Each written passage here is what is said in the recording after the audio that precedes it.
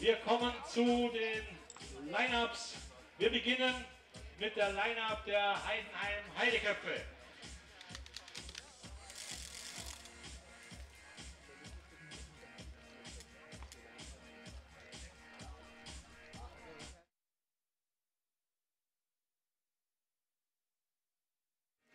Good afternoon, ladies and gentlemen. Welcome to Haar Disciples Baseball TV. My name is Tim Collins, and it is an absolutely gorgeous day here in Haar. And the ball game between the Heidenheim Heideköpfe and the Haar Disciples getting set to begin. It's a few minutes before 2 p.m. local time here in Munich. And a whole bunch of Heidenheim fans are here. The Haar fans are filing into the ballpark. We should have a pretty full house. This is the second time between these two teams meeting this season. The Heideköpfe won on opening day back on April 2nd by a score of 10-3. And I'm going to turn it over to the stadium announcer, Jo Penskover. He is introducing the Heidenheim Heideköpfe right now. Mit der Nummer 23, Logan Grigsby. Mit der Nummer 17, Marcel Giraud. Mit der Nummer 22, Ricky Torres. Mit der Nummer 11, Leighton Freimuth. Nun kommt meine Herausforderung, die Nummer 13, Semi Zapatallo.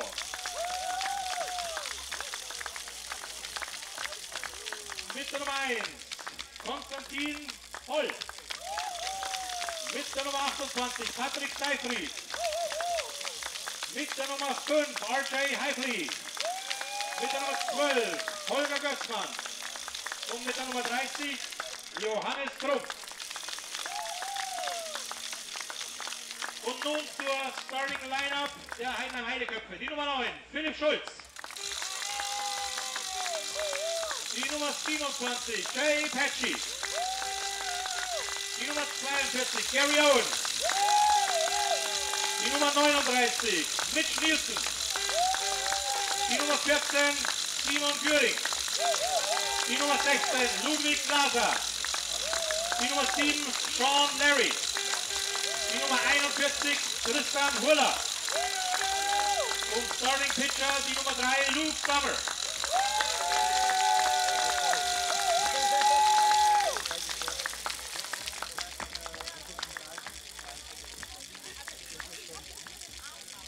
Manager ist Mr. Ecke. Und den zweiten Namen, tut mir leid, den kann ich beim besten Willen nicht lesen. Tut mir leid.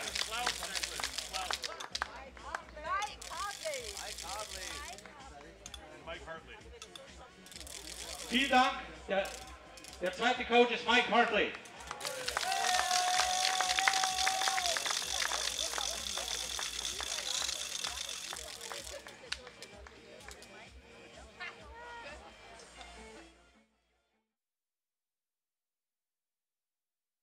Kommen wir zur Lineup der Munich-Haar Disciples.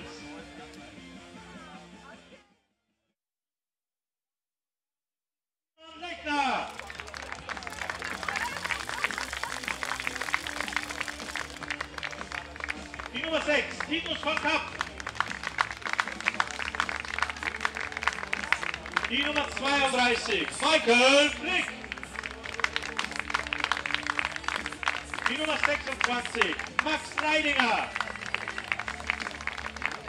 Die Nummer 71, Bernd Radovic. Und nun zu den Startern. Die Nummer 1, der Luke. Lukas Steinlein. Die Nummer 37, Nate Thomas.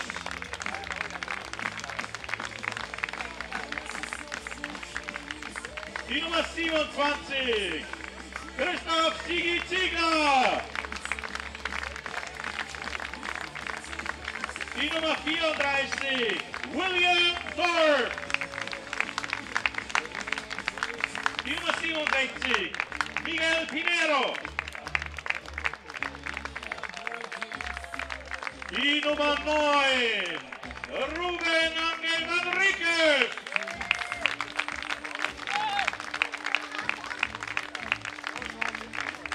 Die Nummer 48, Dennis Wallace.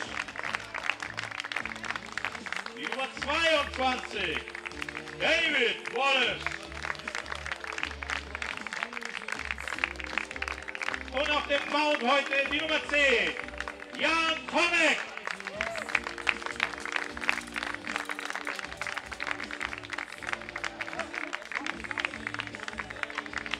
Oh, die Nummer 25, Richie Klein. Entschuldigung, Richie. I'm so sorry. Ich bin halt so aufgeregt. Manager Philip Howard and Coach Christopher Howard.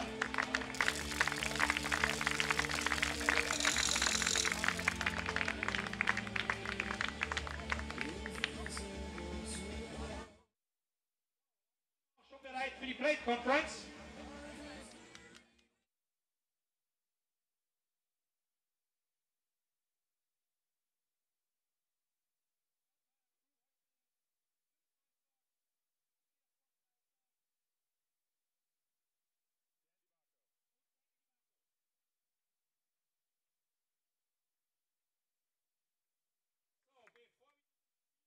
Wie bereits angekündigt, haben wir heute einen First Pitch und zu diesem Zweck haben wir zwei, die für Baseball in Deutschland seit Anbeginn dabei sind, auch in den 50er Jahren für Deutschland bereits Europameisterschaften gespielt haben, das Spiel unmittelbar nach dem Krieg gelernt haben von amerikanischen GIs, die hier waren. Applaus für den First Pitch. Durchgeführt wurde dieser First Pitch von Helmut Oppelt, wie gesagt ehemaliger Nationalspieler in den 50er und 60er Jahren, und ihn begleitet hat sein Teamkollege Hugo Hagen. Vielen Dank, die Herren, ihr seid einer der Gründe, warum Baseball in Deutschland lebt und existiert. Wir werden es heute entsprechend ehren und weiterführen.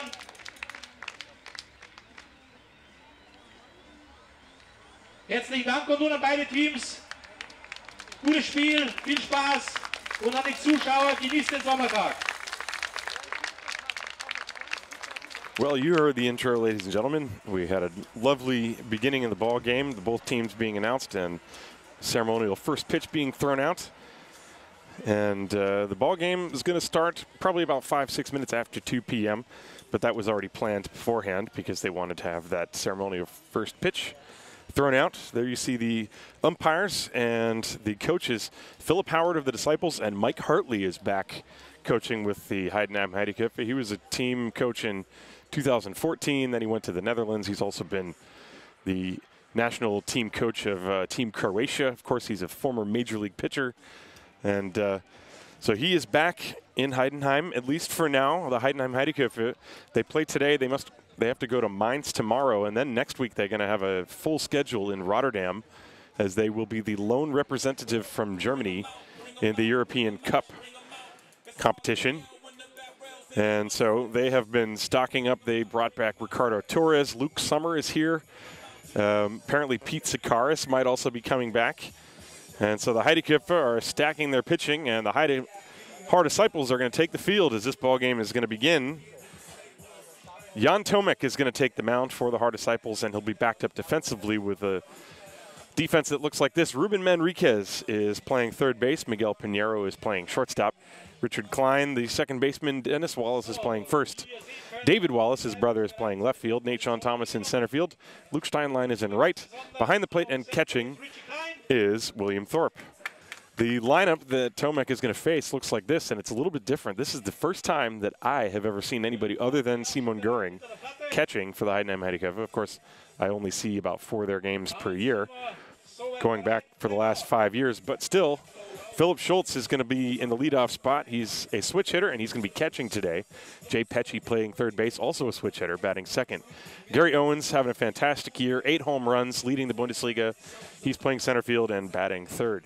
Mitch Nilsson also having a great year, is hitting home runs at a very high rate. In fact, this team, the Heideköpfe, they have 27 home runs on the year. Remember, they've only played 19 games. And so Nilsson, the Australian, playing shortstop and batting fourth. Simon Gühring, not catching, designated hitter today, rather. He is batting fifth. Ludwig Glaser, of course, formerly from the Buchbinder Legionnaire for a long time. And he's made his debut with the Heideköpfe this year. He's playing first base and batting 6th. Sean Larry, another national team player, of course, playing right field, batting 7th. Tristan Hurler, a young player who had some big hits in the finale last year as the Heideköpfe beat the Bonn Capitals for the German championship. He's going to be batting 8th and play left field. And the second baseman, Simon Liedtke, is going to be batting 9th, getting the start today against the right-hander, Jan Tomek. The umpire crew, Patrick Meister is behind home plate. Dan DiBacco, the crew chief, is at first base. Andreas Boxleitner, the third base umpire. Of course, those guys will be rotating throughout the game. This ball game brought to you by Baseball Jobs Overseas, and as well as Kreissparkasse, München, Starburg, Ebersberg, the Gemeindewerk Haar, wir sind näher, and also, of course, the main sponsor, MSD, Gesundheitsunternehmen, and also Starcar. So here we go. Ball game getting ready to begin. Jan Tomek has thrown his final warm-up pitch. And Philip Schultz will step up to the plate for the Heidenheim Heideköpfe. Looks like this ball game is going to start at about 10 minutes after 2. Philip Schultz this year has got 2 home runs, hitting .294, 13 hits. 20 hits and 68 at-bats. First pitch, and he drops down a bunt. Manriquez was ready for it, throws to first in time, 1 down. Ruben Manriquez, who, by the way, has replaced Austin Diemer on the roster. The Disciples making a couple of moves. They have released Austin Diemer and Darren Fisher. So Ruben Manriquez is going to be the everyday third baseman, and he made a good play on that. He was expecting the bunt. Philip Schultz mentioned he has a couple home runs this year, but the bunt is a big part of his game. And that time, Manriquez, who was in on the grass, and he still is in on the grass for Jay Pecci, he made the play. 1 out on the first pitch. Jay Pecci, switch hitter, takes pitch ball 1 down low. Pecci, 22 hits and 55 at-bats. That's merely 400. And a big chopper to the right side. Klein gets a big bounce and fires to first. 2 down on 3 pitches. And that will bring up Gary Owens. Gary Owens, these are ridiculous numbers. He has an OPS of 1,599. Batting .522, 8 home runs, 9 doubles, a triple. And he was the MVP last year, 36 for 69. And, you know, not a bad drummer, if I also may say so myself. And the first pitch from Tomek to Owens, breaking ball, strike. Gary got his start in the Bundesliga a couple years ago with the Bad Homburg Hornets, then he transferred to Stuttgart. And this is now, I believe, his second year with Heidenheim. Here's the 0-1. Strike 2, another slider. Tomek going right after him. The Czech right-hander has been great for the Disciples this year. Haven't even had a chance to give you his numbers yet. Let's see what he does on 0-2 to Gary Owens. He's way out in front. 2 outs, nobody on top of the first. Just getting started. Here's the pitch. Off the plate away. Tomek, in 56 2/3 innings, has an ERA of 1.91. In fact, the only statistical area in which the Heideköpfe are not first is pitching. The Disciples team ERA is ahead of the Heideköpfe team ERA. Here's the 1-2. Missed outside, looked like a changeup. 2 balls and 2 strikes. The Tomek, 3 wins, 2 losses, 55 hits in those 56 2/3 innings, 12 earned runs, 48 strikeouts, 17 walks. He's 2-2 on Owens.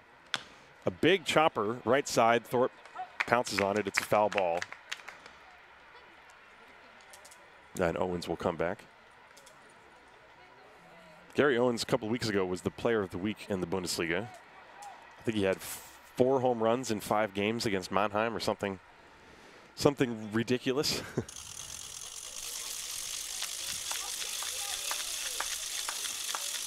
Two balls, 2 strikes, 2 outs, nobody on base, no score. And the pitch. Outside, full count now. You have Mitch Nilsson is on deck. And one of the questions in the YouTube chat, why were Darren Fisher and Austin Diemer released? I'll try to answer that after the next pitch, the payoff. A big chopper on 1 big bounce to Miguel Pinheiro at short. He sets his feet and throws out Owens, and Jan Tomek gets 3 ground balls to set down the Heideköpfe in order here in the top of the first inning. And the best answer I can give you as to why Diemer and Fischer were released, the short answer is, I guess, just baseball reasons. Diemer had been striking out a lot, and I guess the Disciples, they really needed somebody to shore up the defense on the left side of the infield, and Diemer hadn't been able to play third base. He'd been playing outfield, and the Disciples had more of a need at third base, and that's why they have Manriquez now. So anyway, we will go to the bottom of the first inning. No score between the Heideköpfe and the Haar Disciples. This is Haar Disciples Baseball, präsentiert vom Gesundheitsunternehmen MSD.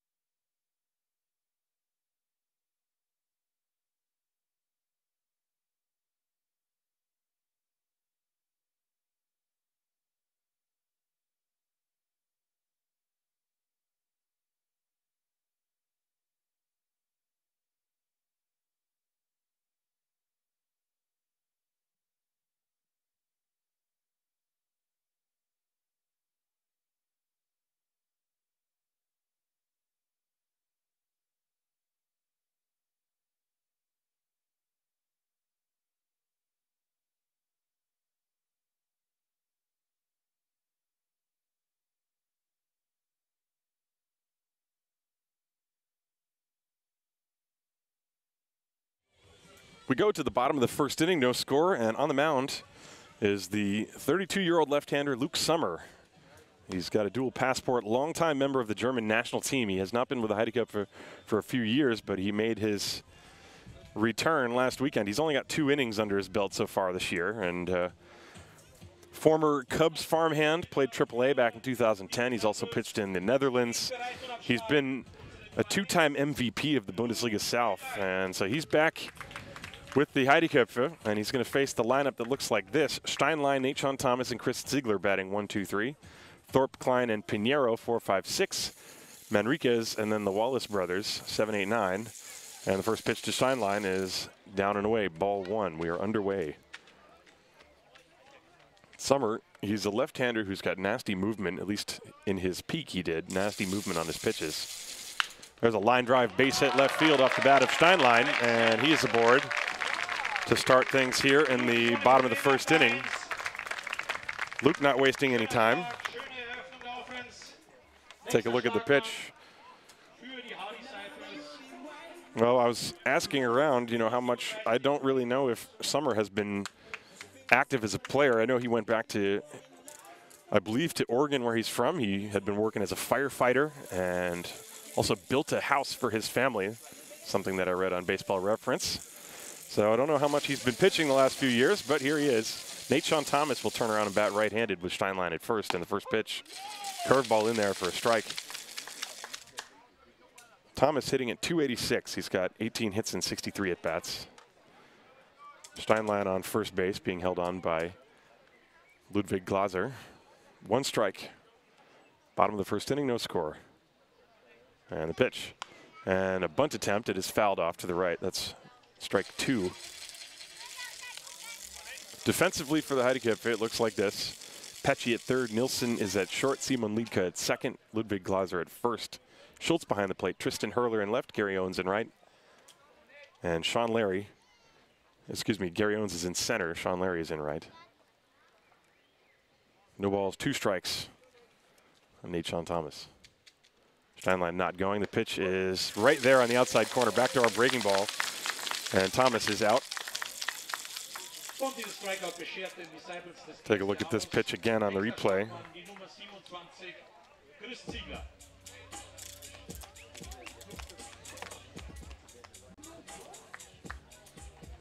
So that'll bring up Chris Ziegler. 1 out, Steinlein, the runner still at first base. And Sommer comes set. And the pitch just missed outside. Ziegler, so far this year, hitting .290. He's got 18 hits and 62 at-bats, OPS of 843. So he's been finding the gaps and using his speed somewhat. Left-hand hitter with an open stance. Steinlein with his hands on his knees off first. The pitch. Curve is high. And the count 2-0. Luke Steinlein at first, he led off the inning with a single. And Summer comes set. Here's the 2-0. There goes the runner. The pitch is low. Schultz's throw is in time. Steinlein is out. And he got up and was looking towards the third base coach, Philip Howard, as if maybe there was a hit and run and somebody missed a sign. Not really sure, but so now there are 2 down. Good throw by Philip Schultz.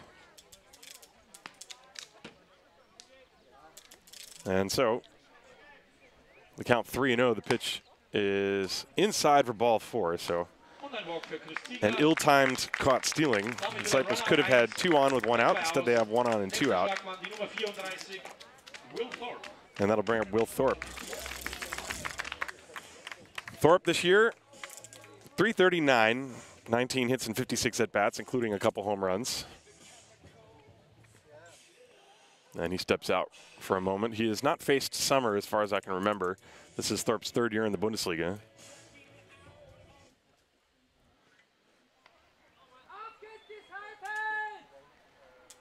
And the pitch, that one is called a ball. It might have been a strike, but it went off of Philip Schultz's glove, and therefore he did not get the call. Luke Summer, by the way, he's only pitched 2 innings. He gave up 2 hits, struck out 1, and that's it. That's the extent of his statistics this year. 1 ball, no strikes on Will Thorpe. Big hole on the left side, and the pitch lined foul down the left field line. A ball caroming off the fence and rolling all the way out towards the left field foul pole. In fact, it rolled back onto the field in fair territory. Tristan Hurler runs over to go get it. 1 ball, 1 strike. No score, bottom of the first inning. Heidenheim and Haar. This is the 2nd time these 2 teams have met. This is a rescheduled game. This game was originally supposed to be opening day, but it was rained or snowed out. I'm not really sure. I wasn't there. Inclement weather. There's a throw to first base, and Ziegler is back very easily. That was not the good move from Luke Summer. Summer's got a very quick delivery to the plate, however. Tough to steal on, as we saw Steinlein get thrown out. 1-1. The pitch, slow curve, and that is high. 2-1. Summer, when he was in his peak form a couple years ago, I would ask hitters, and they would just say the pitches would come in with a ton of movement and just be really hard to square up. 2-1. The pitch to Thorpe, fouled to the screen. That was a hanging breaking ball. Thorpe had a good cut at it. Just missed, and the count 2-2 now.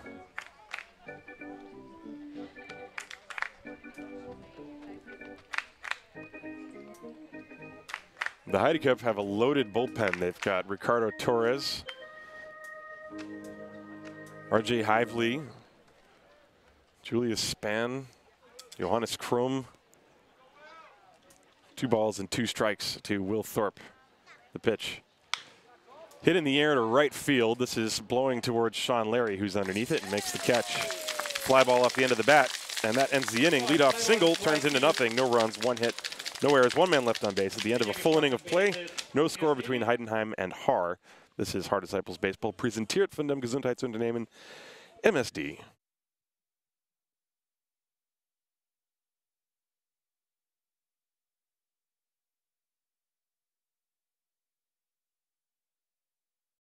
Fußballturnier oder Familienausflug? V-Klasse? Vito? Sprinter als Mehrsitzer? Egal was du vorhast, bei uns passen sie alle rein. Dein Mietwagen zum Discounterpreis.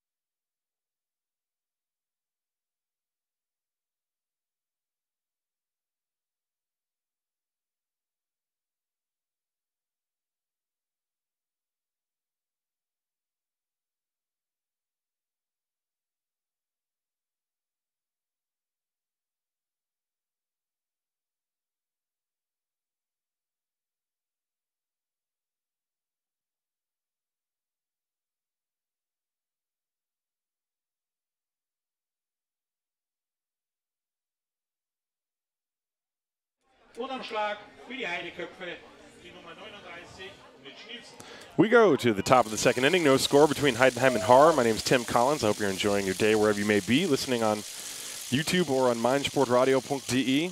Mitch Nilsson, switch hitter batting left-handed against Jan Tomek, and he shows bunt, takes a ball up high, 1 ball, no strikes. Nilsson is one of the many Heideköpfe having a very good year with the bat. 463 to be exact, 19 hits and 41 at bats. 5 of those hits have left the ballpark. And the pitch misses outside, 2 balls, no strikes. Nilsson from Australia. Part of that great baseball family, the Nilssons. And the pitch is low, 3 balls and no strikes. Nilsson in his second year with the Heideköpfe, if I remember correctly. I should probably check my notes before I make such claims. 3-0 is outside, ball 4. So a leadoff walk for Nilsson. Jan Tomek staying away from Mitch. And so Nilsson is aboard. The 27-year-old will take his place on first base, and that will bring up Simon Gühring. Simon Gühring, who is going to turn 35 in July, having just a fantastic year. He's leading the Bundesliga in hitting. 543 batting average, 25 hits and 46 at-bats, including 2 dingers. He never gives away an at-bat, and the pitch is outside. Breaking ball, he was showing bunt. And that's 4 consecutive balls thrown by Jan Tomek to start this inning.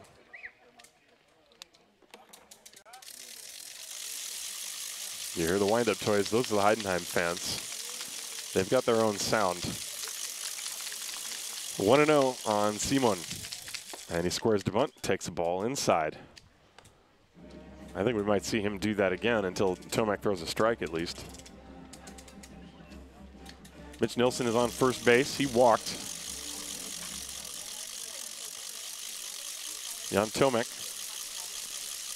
gives Nilsson a peek, who extends his lead, the 2-0. A ground ball, and that is fair down the third base line. And that's going to roll all the way towards the corner. And Nilsson is being waved around.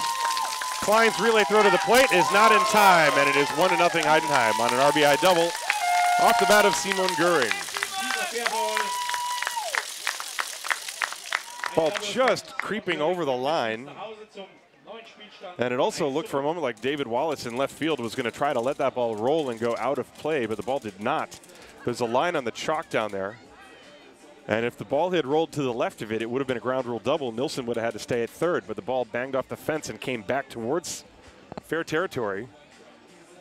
And that allowed Nilsson the extra few steps he needed to come across home plate. So it's 1-0 Heidenheim. RBI double for Simon Gühring, and that will bring up Ludwig Glaser. And the first pitch missed down and in, 1 ball, no strikes. So the first hit of the game leads to a run for the Heideköpfe.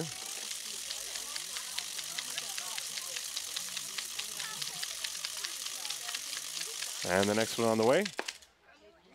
Missed inside again, 2 balls, no strikes.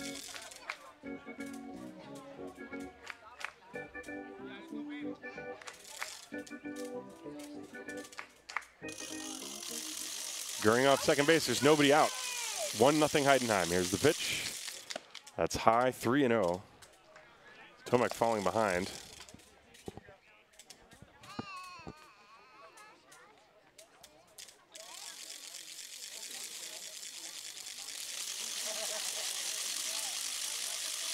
Glaser's probably still got the green light here. And he takes ball 4. So the second walk in the inning. And Tomek in trouble. First and second with nobody out. Sean Larry will come up to the plate. Larry, another guy who can pop the ball out of the ballpark with great authority. In fact, he's done so 4 times this year, hitting .284. But you wonder, maybe Klaus Ekle will call on him to bunt here. Mike Hartley is coaching down the third baseline. Ekle coaching at first. Gühring at second base. Glaser is at first. Here they are. And the pitch. Larry swings half-heartedly and misses, strike one. Certainly no sign of a bunt there. Ruben Manriquez at third is playing back. If Larry bunts one, it's going to be a base hit anyway. You got Tristan Hurler, the number 8 hitter, on deck. Nobody out. 1-0 Heidenheim. Larry in open stance from the left side. Tomek checks the runners, first and second. Here's the one-strike pitch. Strike two right on the pipe. So after falling behind Nilsson, Gühring, and Glaser, now he's ahead of Sean Larry, 0-2. Runners leading first and second. There's nobody out. Infield back looking for a ground ball they can turn 2 on. And the pitch. Up and in. That one straightens him up. Good pitch from Tomek. 1 ball, 2 strikes.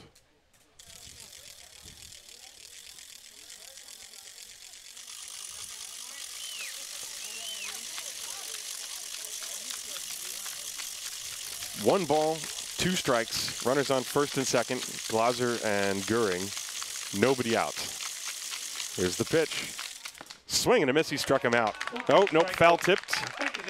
But Thorpe held on to it just long enough. Looked like he lost it on the transfer, so that is a strikeout. It popped out of Thorpe's glove for a moment.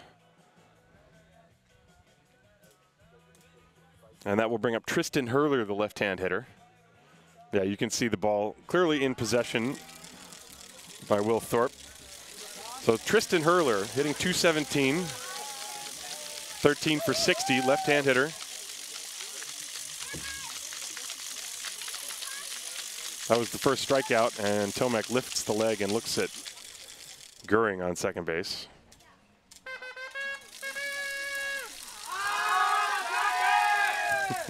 Somebody commenting the Disciples fans aren't as loud. There are no fans that are as loud as the Heideköpfe fans. Here's the pitch. That is high. 1 ball and no strikes. Disciples fans tend to be a pretty chill bunch. I can also tell you that the placement of my microphone, I think the Heideköpfe fans might have known where it is because they are all right in front of it. Here's the 1-0. Strike at the knees on the inside corner, 1-1 on Tristan Hurler. Hurler does have power. He nearly hit one out of here last year, if I remember correctly. I think it was against Kevin Treasel. 1 ball and 1 strike.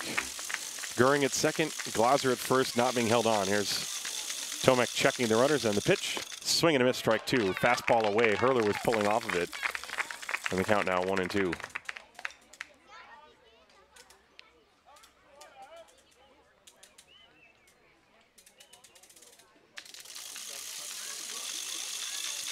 Tomek comes set. Runners lead first and second with 1 out. The 1-2 pitch. Fly ball to left field. David Wallace, gliding to his right, backs up and makes the catch. As Hurler kind of served it out there. There's 2 away. That'll bring up the number 9 hitter, Simon Liedtke. Liedtke hitting .268 this year, 15 for 56. He's got a double and a triple among his hits. Young second baseman. Right-hand hitter with a slightly open stance. Runners still on first and second. It is 1-0 Heidenheim. That run scoring on the RBI double off the bat of Simon Gühring. And the pitch to Liedtke is a fastball right down the pipe, strike 1. Well, the Heideköpfe offense, their lineup does not give you many breaks. And even the young guys, Hurler and Liedtke, have gotten the job done this year. With Tomek, this is a big out for him. 1 strike to count, the pitch. Swing and a miss on a breaking ball. Liedtke not close, and there are 2 strikes.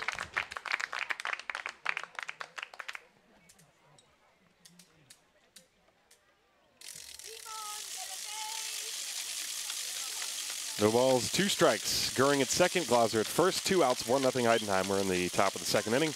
Jan Tomek is set. The pitch. Breaking ball is outside. 1 ball, 2 strikes.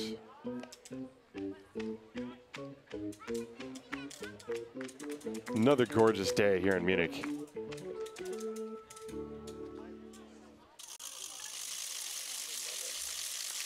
Well, whoever is responsible for the weather has been doing their job very well. There's a 1-2 pitch.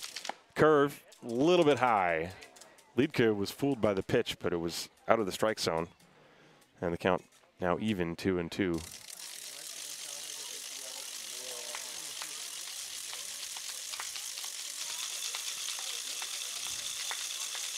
Tomek is set. Here's the 2-2 pitch.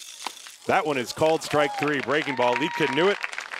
And he heads back to the dugout. The inning is over. 2 strikeouts in the inning for Jan Tomek, but he gives up 1 run on only 1 base hit. There were no errors and 2 left on base. At the end of an inning and a half here in Haar, it is 1-0 Heideköpfe. This is Haar Disciples Baseball, präsentiert von dem Gesundheitsunternehmen MSD.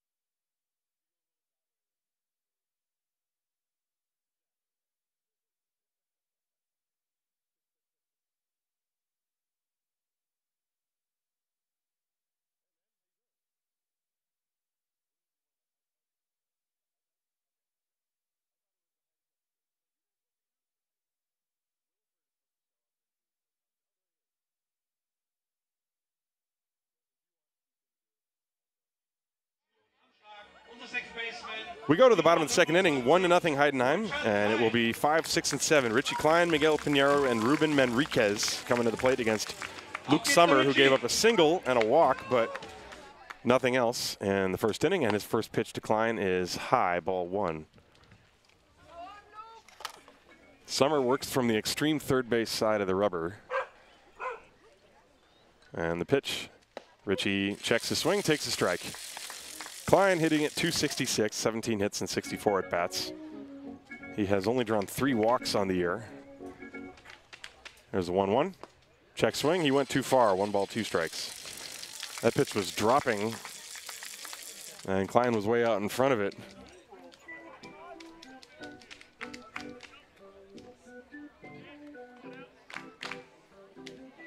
One ball, 2 strikes, Sommer's pitch. Slow ground ball down the third base line. It is stabbed by Pecci. Off balance throw. Nice scoop by Glaser, and they got him. That's all about the release time from Jay Pecci because he didn't have much on the throw. And the ball was hugging the line. It went right down past the third base bag. And Pecci, from foul ground, throws out Richard Klein. One away, good play. That'll bring up Miguel Pinheiro. And Sommer's pitch is popped foul out of play, strike 1.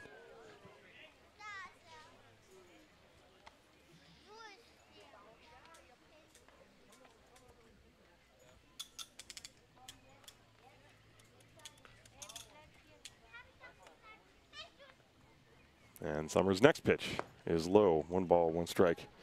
Pinheiro this year hitting .288, 19 hits, 66 at bats. He's got 4 doubles. 1-1. Popped up right field down the line. Long run for Larry, and he crosses into foul territory, and he made the catch. The ball was still fair when he made the catch. Sean Larry covering a lot of ground. And there are 2 away on the fly ball.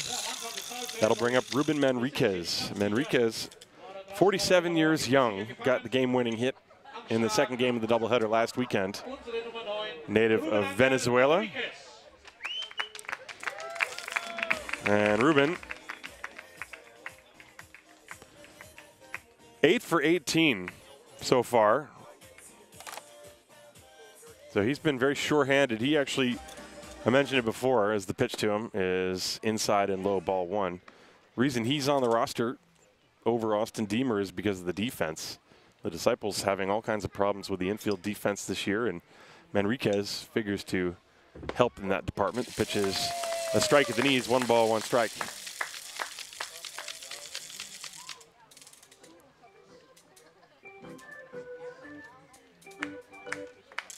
One and one, here it comes. There's a tapper foul, 1 ball, 2 strikes.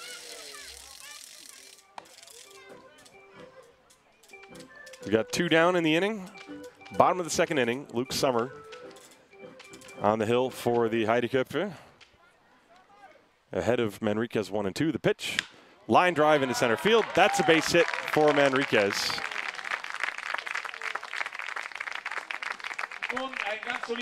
And with that, I'd like to welcome back to the broadcast, well, it's not a booth, it's more of a table, but Tim number 2.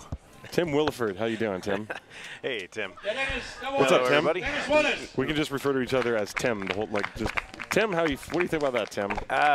Ruben Manriquez is an ageless wonder. That's actually exactly what Helgard Kwiatkowski just said in the YouTube group, YouTube chat. The exact quote? Yep, ageless wonder. She wrote it before you said it, by the way. The pitch is low to Dennis Wallace. Inspiration for all near 50-year-olds everywhere. Yes, which I will be not too far off from now. Less than a decade, I guess. I don't know why I just said that, So but whatever. 1-0 here, yeah? 1-0. Simon Gühring RBI double. Wallace foul tips into the mitt of Philip Schultz, and the count 1 ball, 1 strike.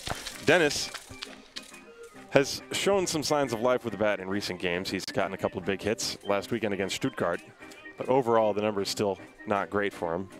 Yeah, it's picked up a little bit, but he's still waffling along here. 7 for 62 on the season. And a throw to first base. Manriquez is back standing on the base. I think for any player, the first year in the Bundesliga facing, pitchers coming at you every single game, 85 to 94 miles an hour. It depends who you're facing, right? Yeah, especially, I guess one of the big differences between the first Bundesliga and the second Bundesliga is that pitchers have another pitch besides a fastball, too. 1-1, Manriquez not being held on, really, but at first the pitch, ground ball to the hole. That's going to be into left field, a base hit for Wallace. Manriquez stops at second base, and the Disciples have first and second with 2 outs for David Wallace. It's good to see. Just make contact and put it right through the hole. Now let's take a look at this pitch. Fastball was outer half, about belt high. Wallace able to pull it past the shortstop, Mitch Nilsson. So now David Wallace, his brother, will step up. 2 on and 2 outs. 1-0 Heideköpfe. We're in the bottom of the 2nd inning. Also, David Wallace is 216, 11 for 51. Also his first year as a full-time starter. Yeah, and he swings and misses at a first pitch breaking ball. Had a question in the YouTube chat about the Disciples having an academy. And they do have an academy only since last year. And most of the players in the academy are 14, 15 years old. Not quite Bundesliga ready. Well, David Wallace, he came up through the academy. Well, there's a ground ball to the left side. Nilsson gloves, throws to second, and his throw pulls Liedtke off the bag. Everybody is safe, and the bases are loaded. See how that's going to be scored. It was a slow ground ball to the hole, and Nilsson had to slide to his right. Let's take a look at it on the replay. Not exactly hit very hard, but we watch Nilsson go deep to the hole, and his throw was to the outfield side of second. That made Liedtke come off the bag. And that's going to bring up the top of the order. Luke Steinlein singled his first time. That's what you want from the bottom of the order. 7-8-9 got on base. All loaded up here for Steinlein. And the pitch. That's a strike at the knees in the outside corner. Perfect pitch. Luke didn't like that one. He's still looking back at the ump. And that has been indeed called a base hit. So 3 consecutive singles with 2 outs. Manriquez, Wallace, and David Wallace. Now that was an attempted fielder's choice, but we're not the official scorer. 0-1, here it comes. And a breaking ball bends around the plate outside. 1 ball, 1 strike. Now Sommer was not really playing baseball the last couple of years. Of course, he was a star in the Bundesliga Before that, MVP of the Bundesliga South in 2013 and 2014. And Steinlein shoots one foul off to the right. Strike two, 1 ball, 2 strikes. But you know he knows what he's doing out there, and he also has a good feel for what he physically can and can't do. Sometimes a pitcher like that, you know, somebody like Jamie Moyer, who just knew what his limitations were, could continue to get hitters out. A lefty with control and off-speed stuff can survive a long time, especially over here. And the pitch is outside, 2 balls and 2 strikes. He's still throwing reasonably hard, though, too. Yeah. We don't have StatCast, we have TimCast. Today we have Tim Squared Cast. So Steinlein came into the game at 242. 2 RBIs. He could increase that right now. Bases loaded, 2 outs, 2-2 on Steinlein. And the pitch. Swing and a miss. He struck him out with a good off-speed pitch down and away. That's a tough pitch from Luke Summer to escape a bases loaded jam. No runs on 3 hits, no errors, and 3 left on base. We go to the top of the 3rd inning. 1-0 Heideköpfe. This is Haar Disciples Baseball präsentiert von dem Gesundheitsunternehmen MSD. Tim to the second power today. What, you called me Tim number 2? I don't like that one. Number sounds like a.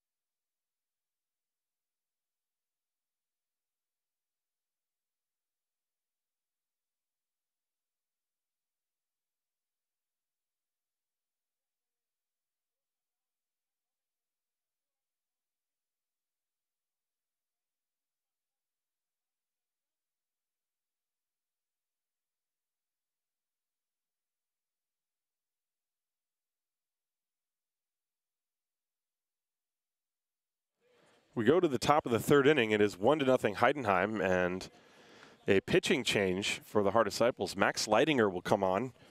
Jan Tomek pitched 2 innings. He gave up 1 run and 1 hit. He walked 2, struck out 2, but he will exit in favor of Leidinger. And Tomek threw 34 pitches, and you have to wonder why he would come out of the game so early on, but Max Leidinger is in. And it's the top of the order, Philip Schultz against him. And his first pitch is a strike called at the letters. Leidinger has only pitched 2 2/3 innings this year. He walked 3 and struck out 2, gave up 1 hit, but no runs in those 2 2/3 innings.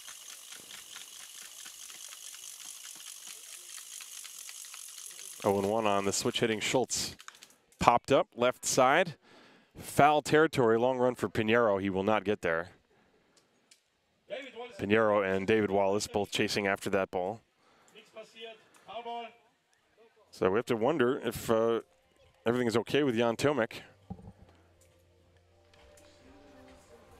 Nobody out. We're in the top of the 3rd inning. It is 1-0 Heidenheim. The Disciples had the bases loaded and 2 outs, and then Luke Steinlein struck out on a breaking pitch against Luke Summer. And normally that would be quite unusual, Tim, to pull the pitcher so early. Well, we've sent our field reporter, Mark Major, down there to see if he can find out anything. There's the pitch to Schultz, curveball, and it's served foul outside of 3rd. Now, what's this series this weekend? Do they play again Saturday, Sunday? They play in Ulm. So maybe they were saving him. You know, when you have these quick turnaround games, maybe the Disciples figuring that they have, I mean, we're playing Heidenheim 18-1. I guess you figure the chances are less that they would win this game, but the games against Ulm, when you think about it, are more important. Yep. Because Ulm, you got to beat the teams that are behind you. Obviously, 1-0 game, very close here, and good start. The Disciples had already had the bases loaded. They just didn't get any runs in. 1-2, and that one is low. Now, Leidinger's pitched in several games, but usually he's been pitching against Saar Louis the last couple of years. Well, so we shall see what happens.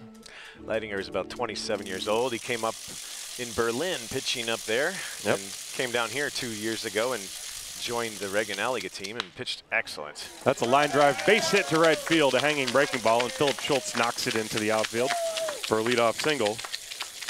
And that will bring up Jay Pecci. That's the second hit for the Heideköpfe. It's a much bigger challenge, though, for Max here on the mound. Heidenheim, perennial, one of the powerhouses in the German Bundesliga. Yeah, the Heideköpfe have scored 172 runs this year, well, 173 now. And when you figure they've only played 19 games, well, you do the math. That's almost 10 runs per game. About 9 runs a game, I think. Yeah. I was no math major. Yeah. Neither were you? Me neither, but Music you know. major?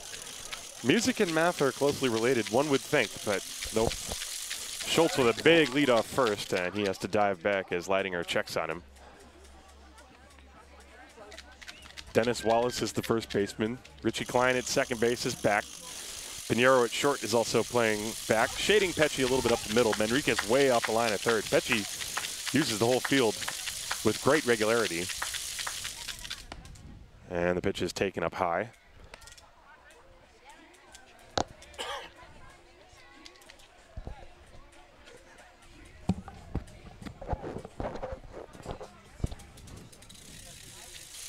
One ball, no strikes. On the switch hitting, Jay Pecci. Pecci bounced out his first time. Now he's squaring. He pulls it back, and the pitch is high. Yeah, Pecci's hitting 400. He's got 10 RBIs already this year.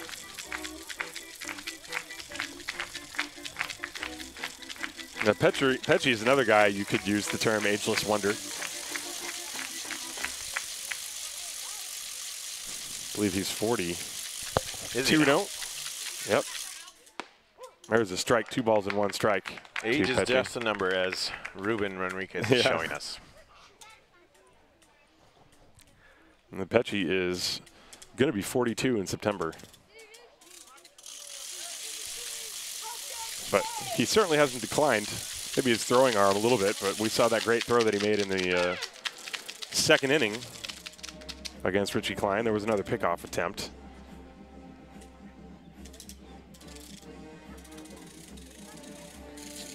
Nobody out. Schultz taking a big lead off first base. He's almost out of my camera angle there. Leidinger comes set, 2-1. And the pitch, that's high, ball 3.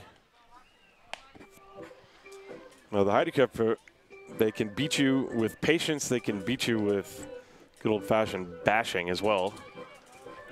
Well, Max is trying to be careful and not put it down the middle, but now you got a 3-1 count, so let's see if he picks a corner.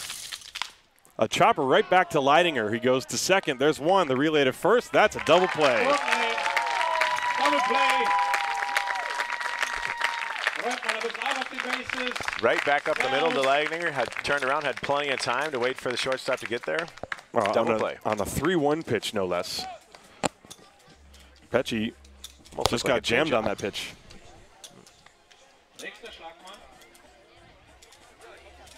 And so, Gary Owens with 2 outs and nobody on base. That's exactly how Leidinger wants to face him. It's a little bit of a change of pace, though, when you bring in a guy like Leidinger who is not throwing harder than low 80s, probably.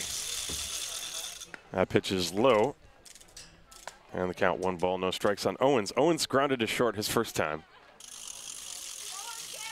Gary wearing the number 42.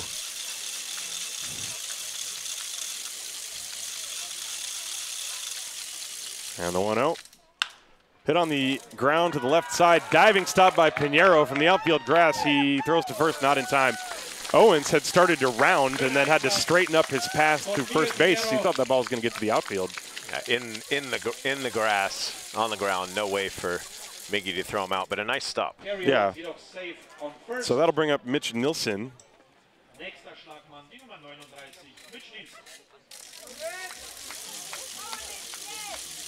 Nilsson, his first time walked, and he scored the 1 run. It is 1-0 Heidenheim. We're in the top of the 3rd inning on a hot, humid, sunny day here.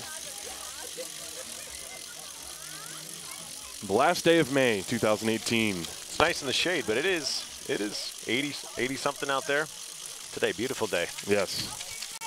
Nilsson, left-hand hitter, switch hitter rather, batting left-handed. Owens standing on first base.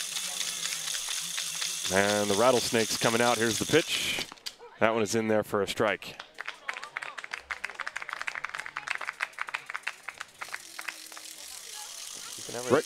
Right fielder Steinlein is just a few steps in front of the warning track in deep right field, respecting the power of Nilsson. Here's the 0-1.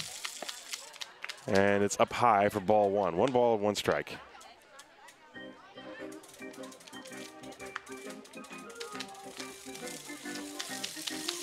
Leidinger taking his time. He works from the first base side of the rubber.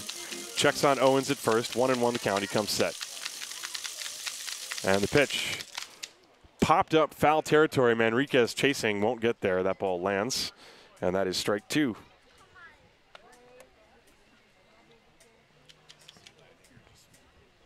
Leidinger just pounding the strike zone here. Up in the count. Now, this is a deep lineup in Heidenheim. This is not something probably any other lineup. Regensburg has a pretty solid lineup and a few other teams, but Heidenheim really quality hitters top to bottom. Yeah, and they got a lot of guys that can drive the ball a long way. 27 home runs as a team. And a throw to first base, and Owens dives back. He's there. Owens at first base. There are 2 down. 1 ball and 2 strikes to count. 1-0 Heidenheim. They got their run on an RBI double off the bat of Simon Gühring in the 2nd inning. 1-2 to Nilsson. And the pitch is hit very hard into the hole. That's a base hit to right field. Owens stops at second base as Steinlein throws the ball back into Pinheiro. So 2 on. It's respect not running on Steinlein there, but not wanting to make the 3rd out of the inning, of course. Yeah, this is a ball game. You know, the Disciples. So Tomek for 2 innings. They want Leidinger to give them as much length as they can. They do not want to deplete their entire pitching staff before they go to Ulm and play a doubleheader in 2 days. And so I can actually see the logic of removing Tomek. Yeah, you figure you have less of a chance to win this game anyway against the It's like a Heideköpfe. bullpen day for him anyways then, just throwing 2 innings, probably about 30-40 pitches as a tune-up for Saturday, but let's hope he's okay and ready to go. Well, 2 on and 2 out for Simon Gühring. His RBI double brought us to where we are. It's 1-0 Heidenheim. Leidinger's pitch is low and in the dirt. Good block by Thorpe. 1 ball and no strikes. Will going out to talk to Leidinger. Will's been around the league now. It's his 3rd season here, right? Yep. So Leidinger could have nerves, but he's actually very calm and level-headed on the mound. Yeah, he does not strike me as a type who, as we pause for the message brought to you by the Heidenheim Heideköpfe fans. Leidinger, he's deliberate out there, but he knows what he's here to do. Let's just give length. And throw strikes. 1-0 on Gühring. There go the runners. And the pitch is in the dirt and goes to the screen. Oh, he's coming. It caroms back to Thorpe. Here comes Gary Owens. He will score. And Nilsson goes all the way to third base. That ball took a strange hop when it hit. It bounced all the way to the fence, and then it bounced over here to the right towards first base side. It skipped along, and Thorpe had no chance to get it and throw him out. Wild pitch just got away from him. I'm guessing that they're going to score that stolen base, double steal, and a wild pitch. That's just my guess.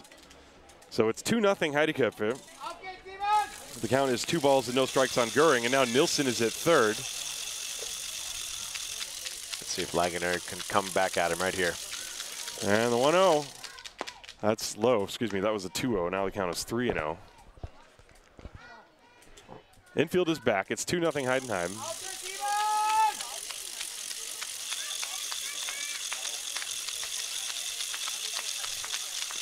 Langer comes set 3-0 on Gühring. He probably still has the green light. And he takes ball 4. Now Max needs to take a breath here. Maybe another infielder talk to him. Walked him on 4 pitches there. You can get rattled when you throw one to the backstop, but I liked how he came back and tried to drop in that 2-0 curveball. It's a good thought, but if you miss, then you dig yourself a bigger hole. Yeah, sometimes you start playing around too much and then everything gets out of whack. I mean, the one play that resulted in outs was that comebacker. Yeah, the double play. And the pitch is a strike to Ludwig Glaser. He's got defense behind him and 2 outs, so he's just got to make him put it in play. Now what's Glaser hitting this year at his first year with Heidenheim? Pretty well, like most of the rest of the Heideköpfe. He walked his first time. There's that little looping curve. It's inside. 1 ball, 1 strike. 391. Isn't he the all-time leader for Regensburg in hits and many other categories? Might be. He played for them many years. I believe he is. 1 ball, 1 strike to count to him. And he drives it to right center field, but Steinlein is right there to make the catch. And the inning's over. A run on 3 hits. There were no errors and 2 left on base at the end of 2.5 here in Haar. It is 2-0 Heideköpfe. This is Haar Disciples Baseball, präsentiert von dem Gesundheitsunternehmen MSD.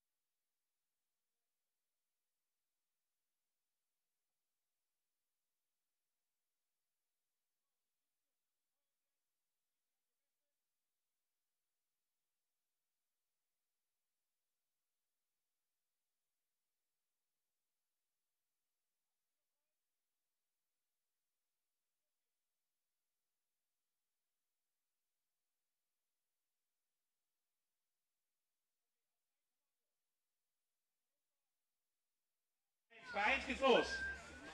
Achtung. 3, 2, 1. Jawohl, super. Und wir haben einen ersten Gewinner. Gratulation.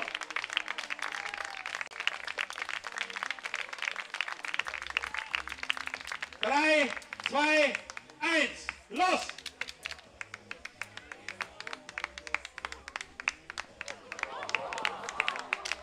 Oh, knappes Rennen und da kommen noch welche. Jawohl! Da haben wir noch 3 Gewinner. Herzlichen Glückwunsch. Holt euch euren Gewinn. Vielen Dank fürs Mitmachen. Euer Applaus.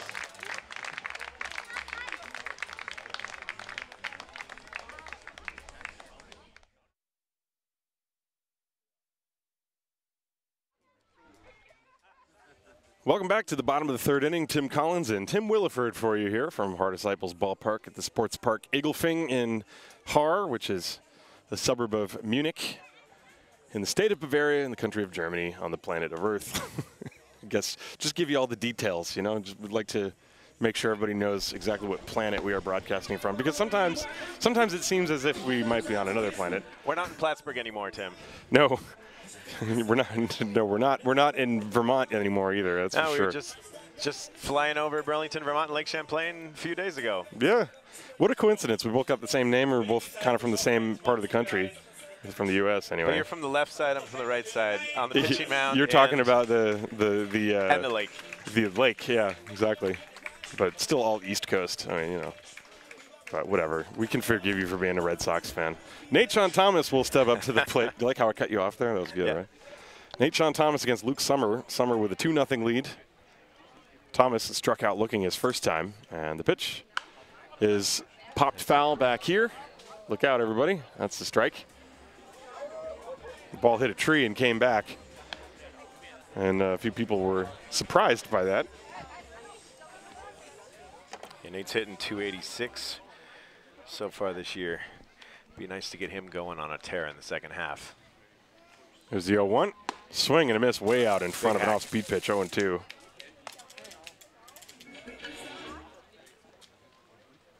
It'll be Thomas, Ziegler, and Thorpe, 2, 3, and 4 in the order against the left-hander Luke Sommer, whose pitch is inside a fastball. That one turning Nate Thomas inside out. I saw the box score from last week. Was that last week that Luke pitched 2 innings only Yes. when he came in the game? Well, this, I think, is the first action he's been on the mound in at least a year. Pitches outside, 2 balls and 2 strikes. He still works very quickly, still throws strikes. Same as it ever was. And that one swung on and missed. Good block by Schultz. He picks it up and throws out Thomas. That's the second time Thomas has struck out. 2-3 on the put out, and there's one away. Well, if a pitcher's been throwing on the side in bullpens, it's about right. If he came in last week through 2 innings, you can look for him to go 5 or 6 this week, potentially.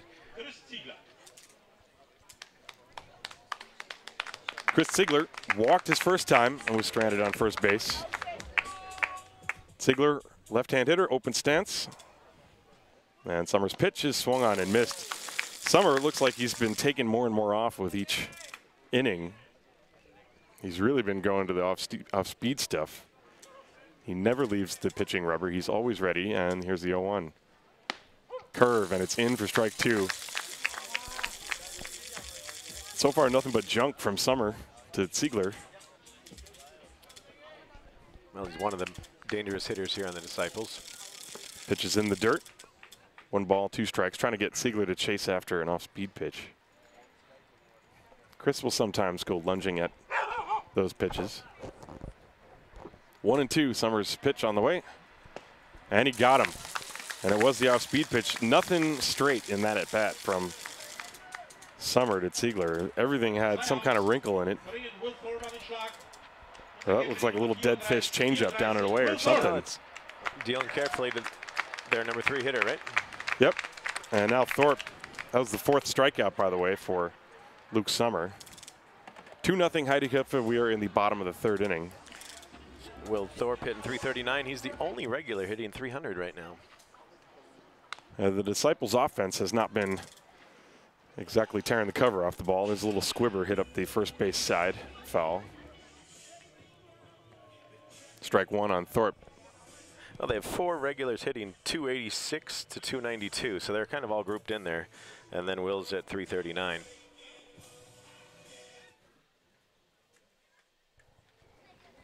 Yeah, they have needed to get a little bit more production, especially from the bottom part of the order. Not a lot of on-base percentage even to be found there in the 7, 8, 9 spots in the order.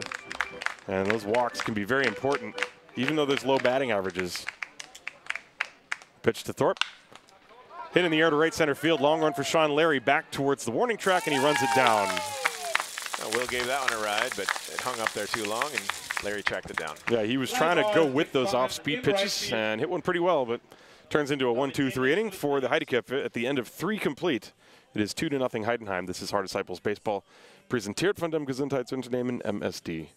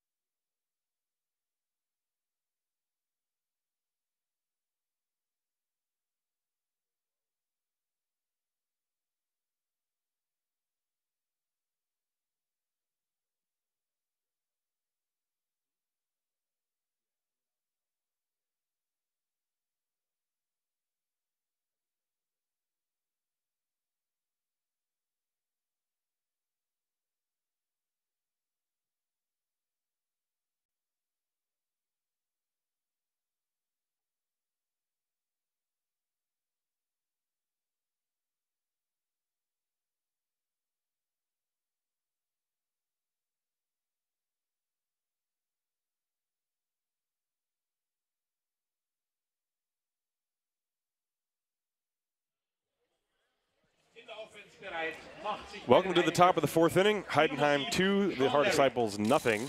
Max Leidinger gave up a run last inning, and he will go out there for his second inning of work, and he will face Sean Larry, Tristan Hurler, and Simon Liebke. 7, 8, 9 for the Heideköpfe in their order. Let's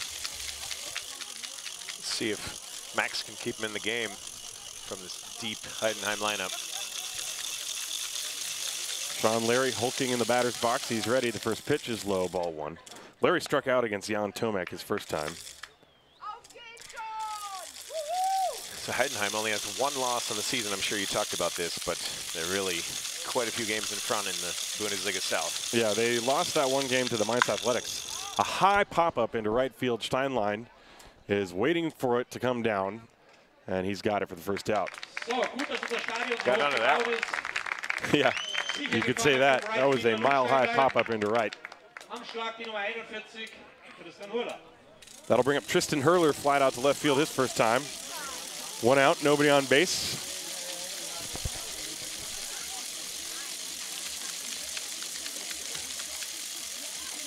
Ooh, pretty large crowd here in Haar.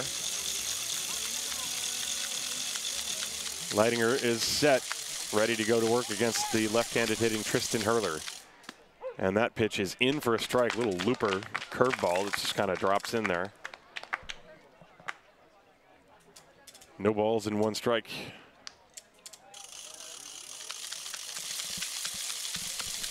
Hurler's at 217. Is he one of the younger players on the Heideköpfe? And he lines one, base hit to right field past the outstretched glove of Dennis Wallace. So he's on first base. And with 1 out, that will bring up Simon Liebke.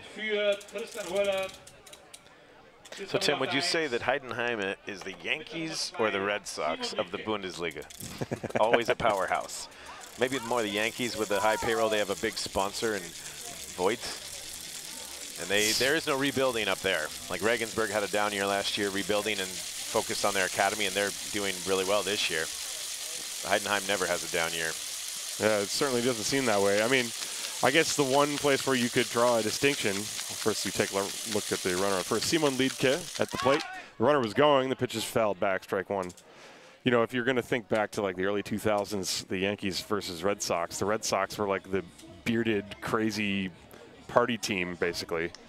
In 2003 and 4, yeah. I don't know if that team, I don't know if that would really fit the Heideköpfe description. So maybe I would say the Heideköpfe are, at least from an emotional comparison, a little bit more like the Yankees. They've got rules, they got to shave.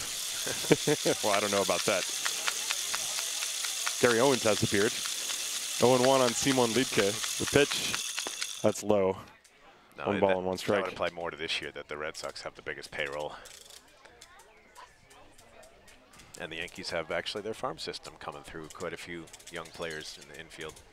Yeah, plus there's really no such thing as a small market team anymore in the major leagues. There are teams that pretend to be, but they're not really.